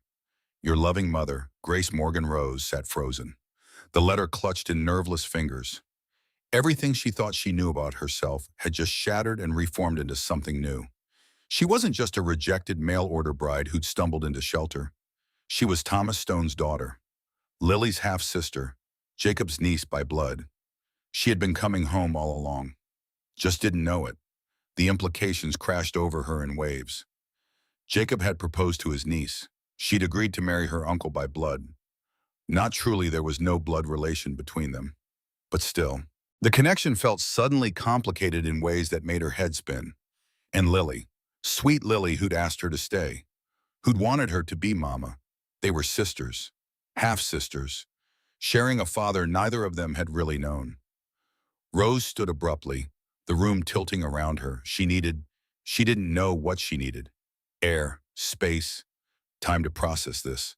But Jacob was suddenly there, in the doorway, taking in her white face and the letters clutched in her hands.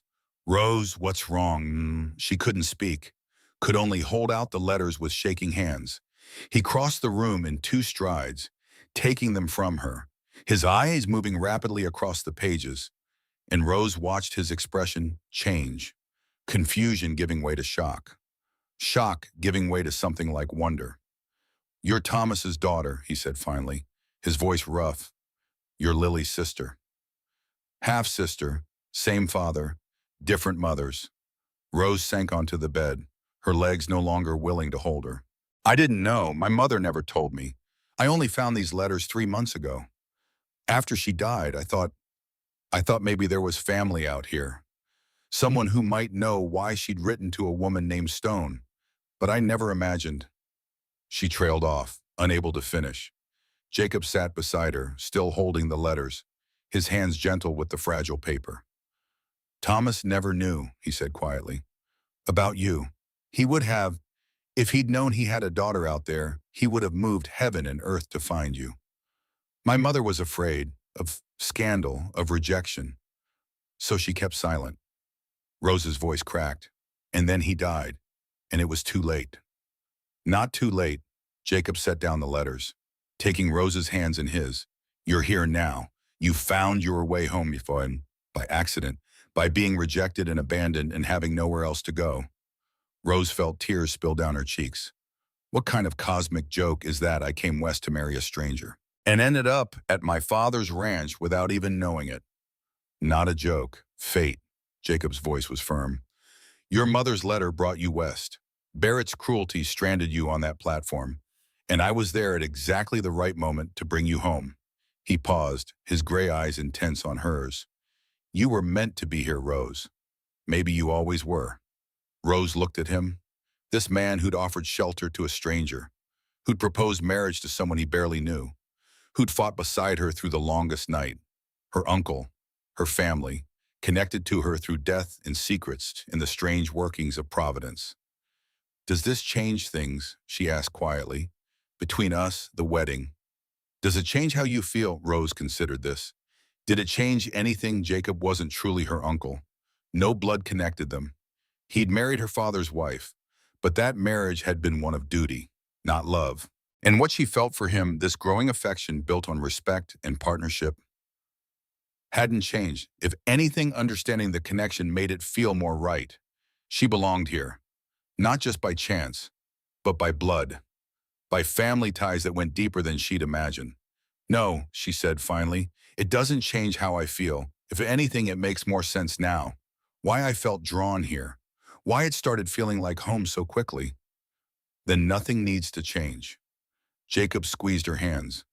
"Except now we know the truth, that you didn't just find shelter here. You found family. That Lily didn't just gain a stepmother. She gained a sister. Does she need to know?" "Eventually, but maybe not yet." Jacob's voice was gentle. "She's 7. She doesn't need to understand all the complicated history. She just needs to know you're staying, that you're hers." He stood, pulling Rose to her feet. "The rest, the bloodline, the secrets, how it all fits together, we can explain when she's older, when she can understand." Rose nodded, relief washing through her. She wasn't ready to unpack all of this with Lily. Not when the child was still recovering. Not when there was so much Rose herself didn't fully understand. "Saturday then," she said. "We still get married Saturday." "Saturday." Jacob pulled her close, and Rose let herself lean into his solid warmth, drawing strength from his steady presence. She had come to Montana looking for a husband. She'd found a family she never knew she'd lost, had discovered she was coming home all along, even when she'd thought she was running away. The week passed in a blur of preparation. Jacob rode into town and returned with news that the minister would perform the ceremony Saturday afternoon at the ranch. He'd also stopped at the general store, enduring Frank Cooper's surprise congratulations, and brought back supplies, including white ribbon Rose had mentioned wanting for Lily's hair. The gesture touched her more than expensive gifts might have. It showed he'd been listening, had remembered small details in the midst of everything else. Rose found the trunk in Jacob's room. The fabric exactly as he'd described. cream cotton printed with delicate blue flowers, soft and fine quality. Rebecca must have planned something special, a dress for some occasion that never came, some hoped-for celebration that illness had stolen away. "Thank you," Rose whispered to the woman she'd never met. "I'll take good care of them. I promise." She cut the fabric carefully that evening, working by lamplight after Lily had gone to bed. The pattern was simple. She didn't have time for anything elaborate, but the material deserved respect, deserved to become something beautiful. As her scissors moved through the cloth, Jacob appeared in the doorway, watching silently. "Rebecca would have approved," he said finally. "She wasn't one for waste. She'd be glad to see it used for something good." "Tell me about her." "Oh." Rose looked up from her work. "Not if it's too painful, but I'd like to know, for Lily's sake if nothing else." Jacob lowered himself into the chair across from her, his large frame making the furniture seem fragile. He was quiet for so long Rose thought he might refuse. But then he began to speak, his voice rough with memory. "She was strong. That's what I remember most. Came west alone. Survived her intended dying. Married a stranger because it made practical sense." He paused, his hands flexing. "She could have been bitter about it, could have spent our marriage mourning what she'd lost. But she chose to build something instead, to make it work." Rose heard what he wasn't saying, that Rebecca had married Thomas for love, but had married Jacob for survival. That she'd done her best to honor that choice even when her heart belonged to a dead man. "She sounds remarkable," Rose said quietly. "She was. And so are you. In different ways." Jacob's gray eyes met hers directly. "I'm not trying to replace her with you, Rose. I'm trying to build something new. I want you to know that." "I do know it." Rose set down her scissors, giving him her full attention. "I'm not trying to be her shadow. I'm trying to be myself, make my own place here." "You already have." He stood, moving toward the stairs. "The house feels lived in again." Lily laughs. "I come in from the fields, and there's good food and clean clothes and someone who—" He stopped, struggling with the words. "Someone who makes it feel like coming home instead of just coming back to work." After he'd gone upstairs, Rose sat for a long moment with the half-cut fabric in her lap, absorbing what he'd said. This was what they were building. Not passion or romance, but something steadier and deeper. A partnership, a home, a future constructed from honest work and mutual need, and the choice to show up for each other day after day. She could live with that, more than live with it. She could thrive in it. The dress came together over the next 3 days. Rose stitching and stolen moments between chores. It wouldn't be fancy, but it would be clean and new and made with care. Lily recovered quickly with the resilience of childhood, though Jacob and Rose both watched her carefully. Neither quite able to forget how close they'd come to losing her, the child was delighted about the wedding, insisting on being involved in every detail. "Can I be a flower girl?" she asked. "I've never been a flower girl." "There aren't really flowers in a ranch wedding," Rose said gently, "but you can stand with us, be a witness." "Even better," Lily's face lit up. "I'll wear my best dress, and you'll do my braids special fancy." The fanciest braids you've ever seen," Rose promised. On Friday afternoon, a wagon appeared on the road from town. Rose watched from the garden as it approached, recognizing Frank Cooper, and beside him, a woman in a blue dress. They pulled up near the house just as Jacob emerged from the barn. "Afternoon, Jacob," Frank called, climbing down with the careful movements of a man whose back bothered him. "Heard there's to be a wedding tomorrow. Thought we'd come by with our good wishes." The woman his wife Margaret Rose assumed was already moving toward the garden where Rose stood, her expression warm but curious. She was perhaps 50, with graying brown hair and shrewd eyes that took in everything. "You must be Rose," she said, extending her hand. "I'm Margaret. Frank's told me about you, about what happened when you arrived. I'm sorry for that. William Barrett should be ashamed of himself." Rose shook her hand, surprised by the firm grip and the directness. "Thank you. It wasn't the arrival I planned. I imagine not, but it seems things have worked out." Margaret glanced toward the house, then back to Rose. "Jacob's a good man, quiet but good, and that little girl has needed a mother. You'll have your hands full, but if you're willing to work, you'll do fine." It wasn't exactly a warm welcome, but it was honest. assessment from someone who clearly cared about Jacob and Lily. Rose found she appreciated it more than hollow pleasantries would have meant. I am willing, she said simply. Then you'll fit in just fine out here. Margaret reached into the basket she'd brought. I made you a wedding cake. Nothing fancy, but every bride deserves something sweet on her day. The gesture, unexpected and kind, made Rose's throat tight. You didn't have to. Of course I didn't have to. I wanted to. Margaret's expression softened. We're not a large community out here. We take care of our own. And you're one of us now. Whether the weddings happened yet or not, Frank and Jacob had moved to stand near the garden, their conversation quiet but animated. Rose could see Jacob's posture gradually relaxing, some of the weariness leaving his shoulders. When they finally shook hands, Frank clapped Jacob on the back with genuine warmth. We'll be here tomorrow, 2 o'clock sharp, Frank said loudly enough for everyone to hear. Margaret and I, and we'll bring the Hendersons if they're willing. Every wedding needs witnesses. After they left, Jacob stood watching the wagon recede into the distance, his expression thoughtful. Didn't expect that, he said when Rose joined him. Neither did I. I thought the town would be, she trailed off, unsure how to finish. Hostile, judgmental. Some will be, Jacob's mouth twisted. Constance Winters and her crowd will have plenty to say about how fast this happened, about propriety and scandal. He turned to face her fully. But Frank and Margaret, the Hendersons, a few others, they're good people. They'll stand by us. That's all we need. That night after Lily was asleep, Rose stood at her window looking out over the land silvered with moonlight. Tomorrow she would marry Jacob Stone, would become Rose Stone, wife and mother and part of this family that was hers by blood, even though she hadn't known it. She thought about the journey that had brought her here, the rejection on the platform that had felt like the end of everything, the desperate acceptance of shelter from a stranger, the slow building of trust and affection and purpose. If William Barrett had accepted her, she would have spent her life with a small, cruel man, never knowing about her father, never finding Lily, never discovering the home that had been waiting for her all along. Thank you for being a fool, she whispered into the darkness, knowing Barrett would never hear it, but needing to say it anyway. Your rejection was the best thing that ever happened to me. Below her window, she heard Jacob's footsteps, checking the locks, banking the fire, the sounds of a man preparing his house for sleep. Tomorrow those sounds would be their sounds. This house would be her house. This family would be her family in every way that mattered. Rose touched the letters in her dresser drawer.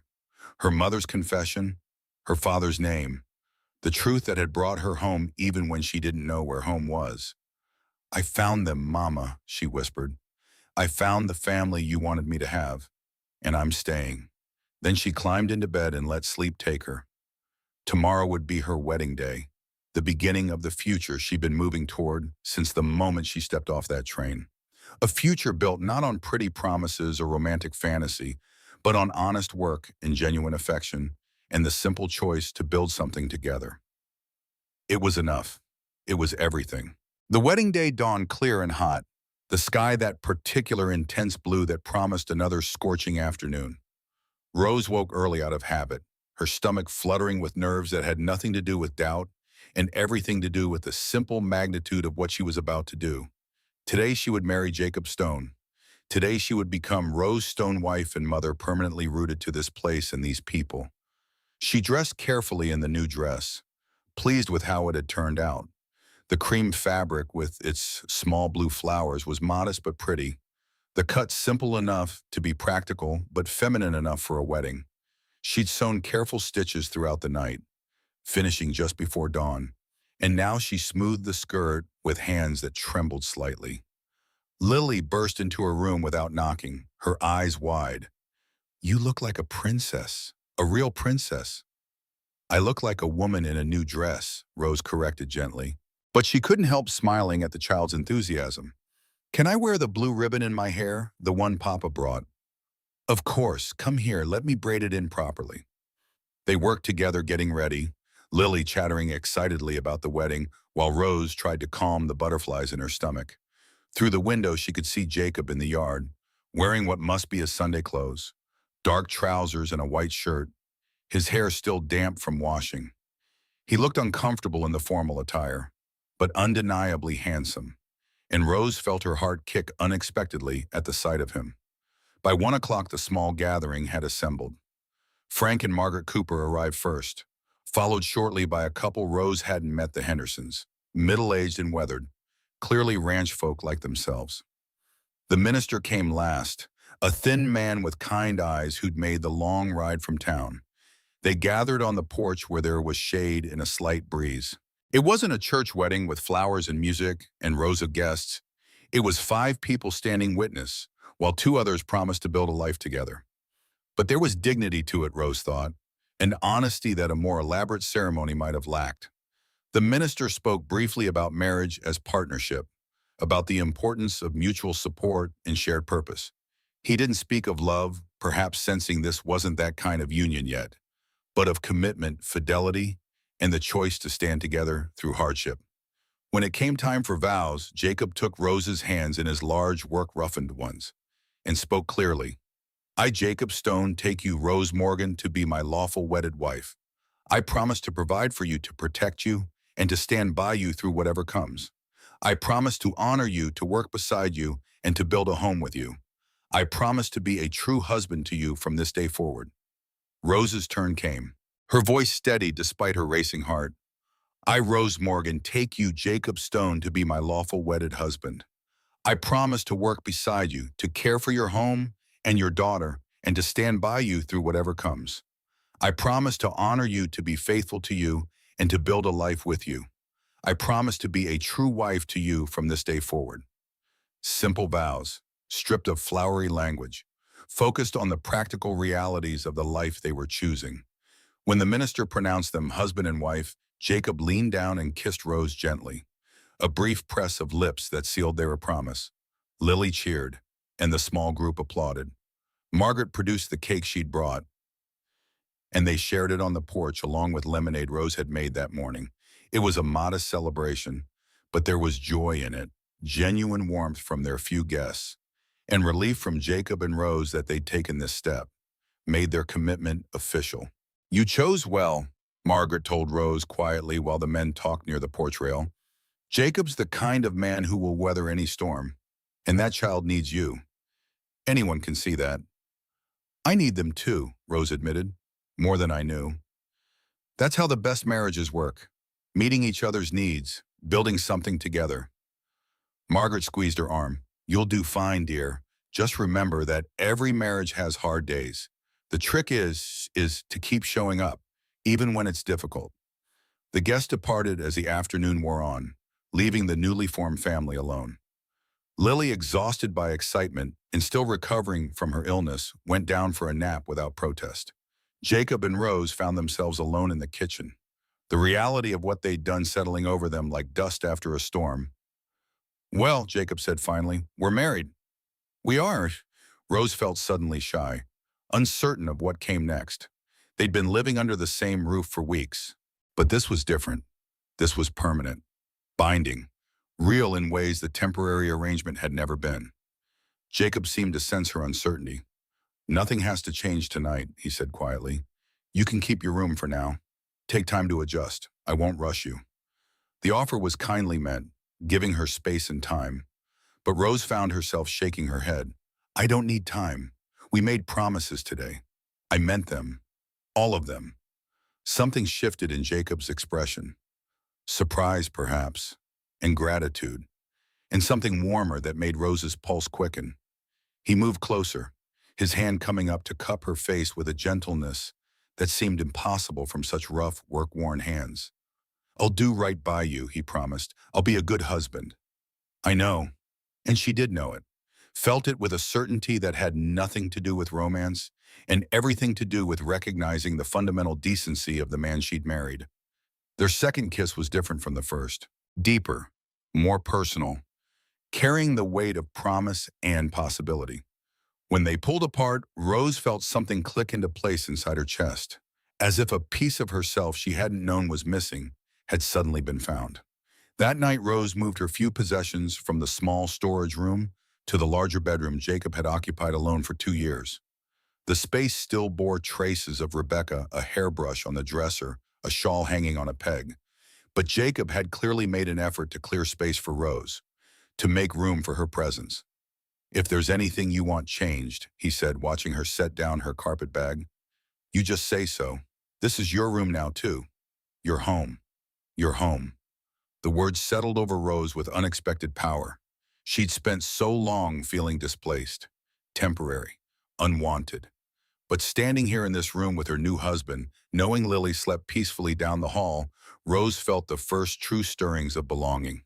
"It already feels like home," she said quietly. And when Jacob pulled her close, when they lay down together for the first time as husband and wife, Rose understood that she'd been given an extraordinary gift. Not the life she'd planned, not the romantic fantasies she'd carried west on the train, but something real and solid and worth building on. A second chance offered by a stranger who'd seen her at her worst and chosen her anyway. The first weeks of marriage passed in a rhythm that felt both new and strangely inevitable, as if Rose had always been meant to wake beside Jacob, to share coffee in the pre-dawn quiet before the work began, to build a life from the ordinary tasks that made up their days. The heat finally broke in mid-August, giving way to cooler mornings that hinted at autumn's eventual arrival. And with the changing season came a sense of settling, of roots pushing deeper into soil that would hold them fast. Rose woke one morning to find Jacob already dressed, standing at the window watching the sunrise paint the mountains gold. She studied him in the soft light. This man who was her husband, still learning the angles of his face, the way he held himself when he thought no one was watching. "You're up early even for you," she said quietly. He turned, a slight smile touching his weathered features. "Couldn't sleep. Been thinking." "About what?" "How much has changed in 2 months?" He moved back to the bed, sitting on the edge. "When I saw you on that platform, I never imagined this. Never imagined I'd feel this way again." "What way?" "Like I have a future worth looking forward to instead of just a present to survive." His thumb traced circles on her palm. "You and Lily, you've given me that, a reason to believe there's something beyond just getting through each day." Rose sat up, pressing close to his side. "You gave me something too, a place to belong, a reason to believe I was worth more than William Barrett saw." "You were always worth more than that. That man's a fool." They sat in comfortable silence as the room grew lighter, neither hurrying toward the day's demands. These moments had become precious. Stolen time before Lily awoke, and the ranch required their attention. When they could simply be together without the weight of work and responsibility pressing down. But the peace was short-lived. Around mid-morning, as Rose worked in the garden and Jacob repaired fence line, a rider appeared on the road from town. Rose straightened, shading her eyes against the sun, and felt her stomach clench as she recognized the horse. A showy gelding that belonged to William Barrett. She stood frozen as he approached, all the old humiliation rushing back in a cold wave. She hadn't seen him since that day on the platform, had managed to avoid town on the few occasions she'd accompanied Jacob for supplies. But here he was, riding onto her land, no, onto Jacob's land. Onto their land, she corrected herself, though the possessive thought surprised her. Barrett reined in near the garden, his eyes sweeping over Rose with an assessment that made her skin crawl. He'd put on weight since summer, his face fuller, his vest straining across his middle. "Mrs. Stone," he said, and there was something smug in how he spoke her married name. "Heard you'd landed on your feet quite nicely. Quick recovery from your disappointment." Rose forced herself to meet his gaze steadily, refusing to show the anger and hurt churning in her gut. "Mr. Barrett, what brings you out here?" "Business with Jacob. Feed order for the ranch." He dismounted with the careful movements of someone unused to riding.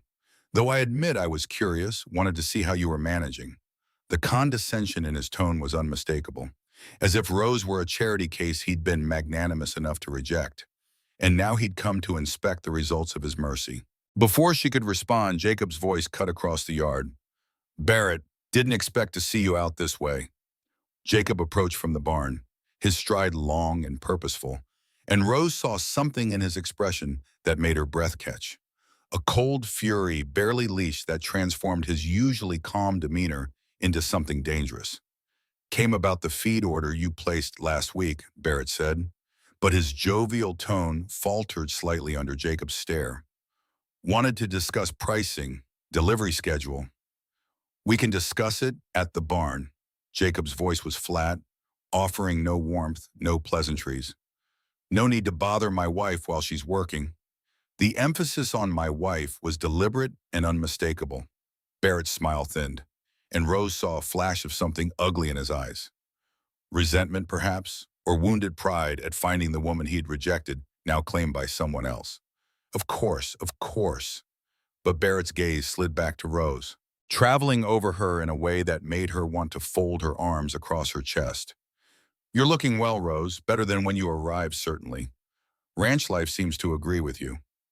Mrs. Stone is thriving, Jacob said, moving to stand between Barrett and Rose, his shoulders set, his hands loose at his sides but ready.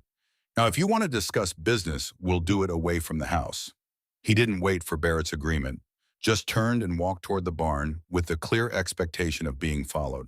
Barrett hesitated, his face reddening, before trailing after him. Rose watched them go, her heart pounding with a mixture of anger and something else, a fierce gratitude for Jacob's immediate unhesitating defense of her. The men were inside the barn for perhaps 20 minutes, and when they emerged, Barrett's face was tight with barely suppressed anger. He mounted without another word and rode off at a pace that sent dust billowing in his wake. Jacob stood watching until he disappeared, then turned and walked back to where Rose had abandoned all pretense of working and was simply waiting. What did you say to him, she asked. Told him his feed prices were too high and I'd be taking my business elsewhere. Jacob's jaw was tight. Also told him if he ever looked at you that way again, if he ever spoke to you with anything less than complete respect, he'd answer to me. Made sure he understood I meant it. Rose felt something warm unfurl in her chest. You didn't have to do that. Yes, I did. Jacob's eyes met hers, fierce and protective. You're my wife. What he did to you was unforgivable, and I won't have him thinking he can come here and make you feel small. Not on my land, not ever. Our land, Rose corrected softly. Jacob's expression softened, something that might have been humor flickering in his eyes. Our land, he agreed. He pulled her close, and Rose let herself lean into his solid warmth, drawing strength from his steady presence. The encounter with Barrett became a turning point of sorts, not because of what he'd done, but because of how little power his presence ultimately had to wound her. Rose was no longer the desperate woman on the platform, no longer defined by his rejection. She was Rose Stone with a husband who defended her, and a daughter who loved her, and a life she'd built with her own hands. Barrett's opinion couldn't touch that, couldn't diminish what she'd found here. But if Rose thought the challenges were over, she was mistaken. 2 weeks later, she encountered Constance Winters in town. Jacob had asked Rose to accompany him for supplies. Their first trip to Silver Creek together since the wedding. Rose had been nervous about facing the town, about the whispers and judgment she knew would follow her. She was right to be nervous. They'd barely entered Frank's store when Constance appeared, as if she'd been waiting for this moment, her face arranged in an expression of false concern. Mrs. Stone, she said, making the name sound vaguely distasteful. Still playing house on the Stone Ranch, I see. Rose felt Jacob tense beside her, but she laid a hand on his arm. This was her battle to fight. Not playing Mrs. Winters, living, building a life with my husband and daughter. Your daughter, Constance's laugh was sharp. You mean Jacob's daughter, whom you stepped in to raise after being rejected by William Barrett? The whole town knows the truth of how you came to be here. The whole town knows I was abandoned on that platform, yes. Rose refused to look away, refused to show shame for something that wasn't her fault. They also know Jacob offered me shelter when I had none, that I worked hard, that I've made a good home for his child. She paused, letting her words land. If there's scandal in that, it says more about the people finding scandal than about me. Well said, Frank called from behind the counter, his face creasing with approval. Constance's mouth pinched, clearly not expecting Rose to stand up to her. The speed of your marriage raises questions about propriety. My marriage is legal and binding, Rose interrupted, her voice calm but firm. Performed by a minister with proper witnesses. Jacob and I made our choice knowing exactly what we were doing. She stepped closer to Constance. close enough to see the surprise in the older woman's eyes. I spent years being made to feel small and unwanted by people who were supposed to care for me. I won't let you or anyone else make me feel that way again. Not when I've finally found a place where I matter. Margaret Cooper had been standing nearby. Now she moved to Rose's side. Constance, perhaps you should attend to your own household rather than concerning yourself with Rose's marriage. I'm sure your husband would appreciate it. The rebuke delivered in Margaret's matter-of-fact tone hit harder than any angry retort could have. Constance made a sound of outrage, turned on her heel, and swept out of the store with all the dignity she could muster. After she left, Frank chuckled. Been waiting years for someone to stand up to Constance like that. Well done, Mrs. Stone. But Rose was trembling. The confrontation had cost her more than she'd let show. Jacob's hand found hers, squeezing gently. Let's finish our shopping and go home, he said quietly. On the ride back to the ranch, Rose was quiet, processing what had happened, how she'd felt facing down the woman who'd witnessed her worst moment, who'd taken pleasure in her humiliation. You were brave, Jacob said finally, standing up to her like that. I didn't feel brave, I felt terrified. Bravery isn't not being afraid, it's being afraid and doing it anyway. He glanced at her. You keep surprising me, Rose. Your strength, your refusal to be broken by what life throws at you. I learned from necessity. When you have nowhere to run, you have to stand your ground. Well, you don't have nowhere anymore. You have here. You have us. Rose looked at him. This man who'd given her shelter and become her husband and was teaching her that home wasn't a place you traveled to, but something you built with your own hands. I know, she said quietly, and I'm grateful for that every single day. When they reached the ranch, Lily ran out to greet them, her face bright with excitement.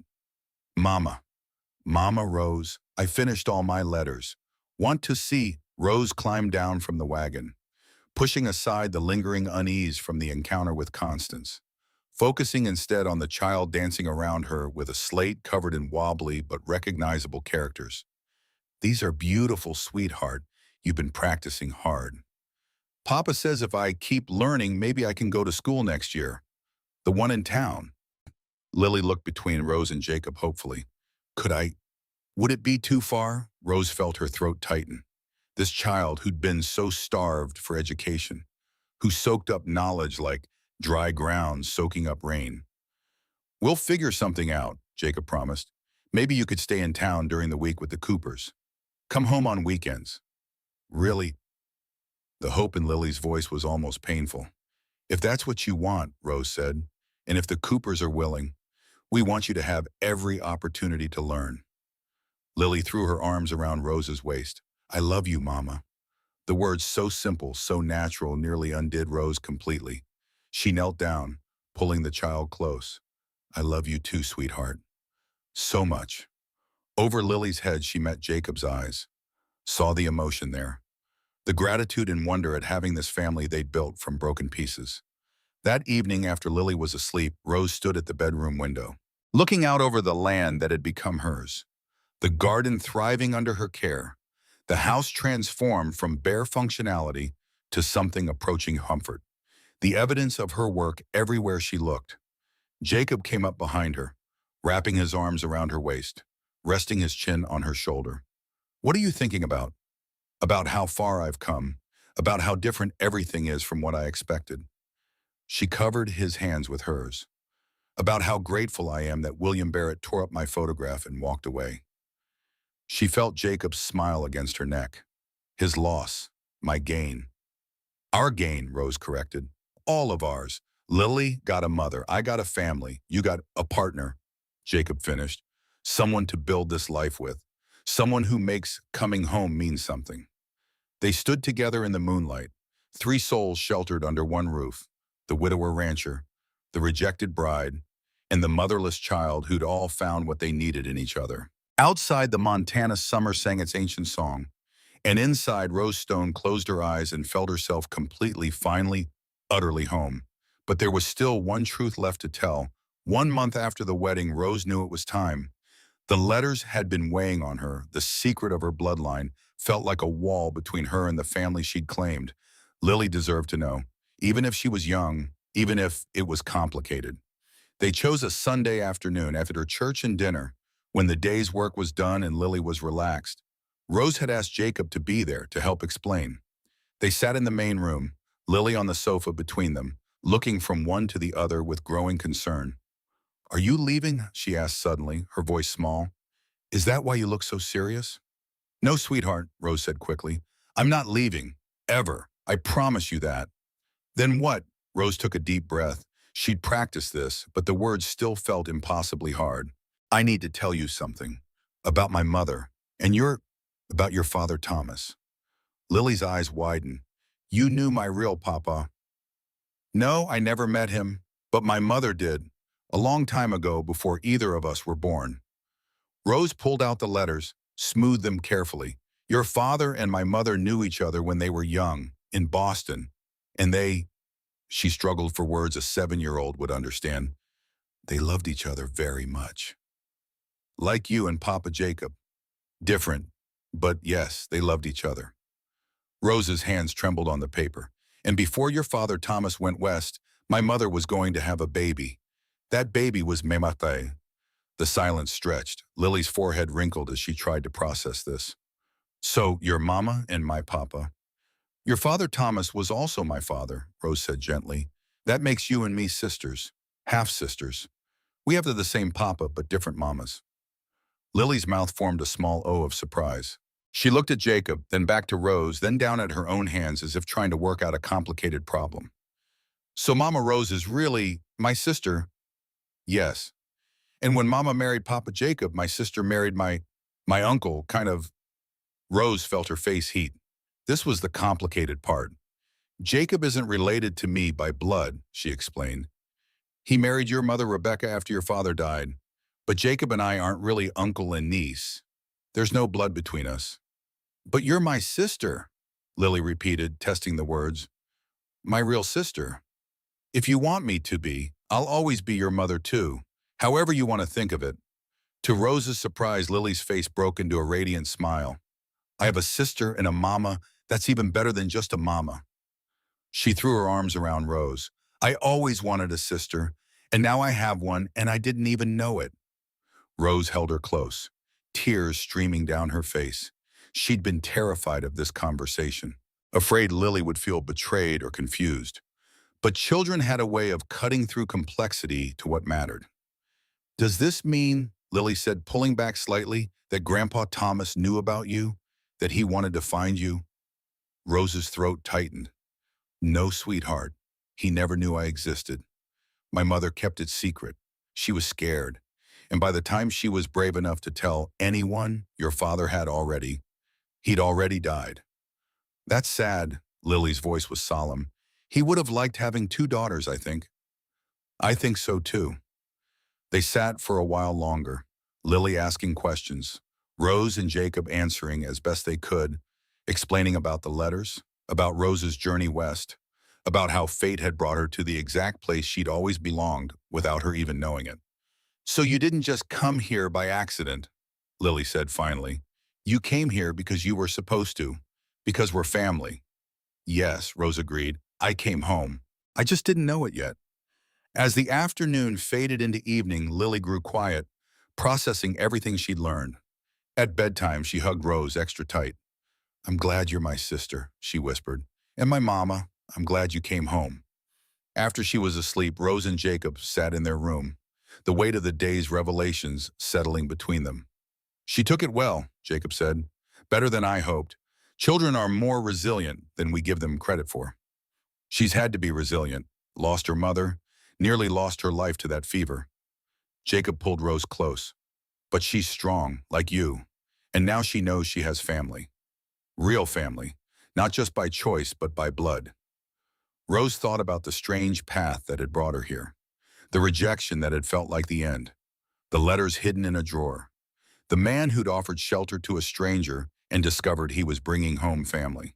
"Do you ever wonder," she said quietly, "what would have happened if Barrett had accepted me, if I'd never been stranded on that platform?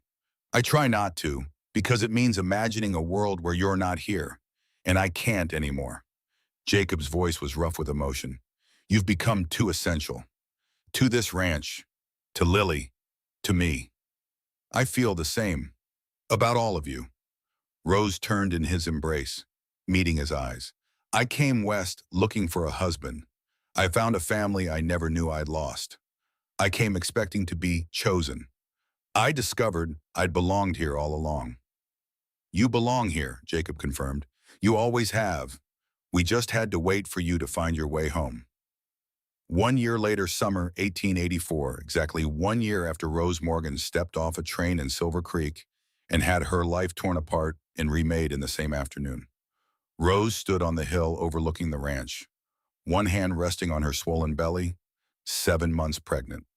The baby moved beneath her palm, strong and active, a new life growing from the one she'd built here.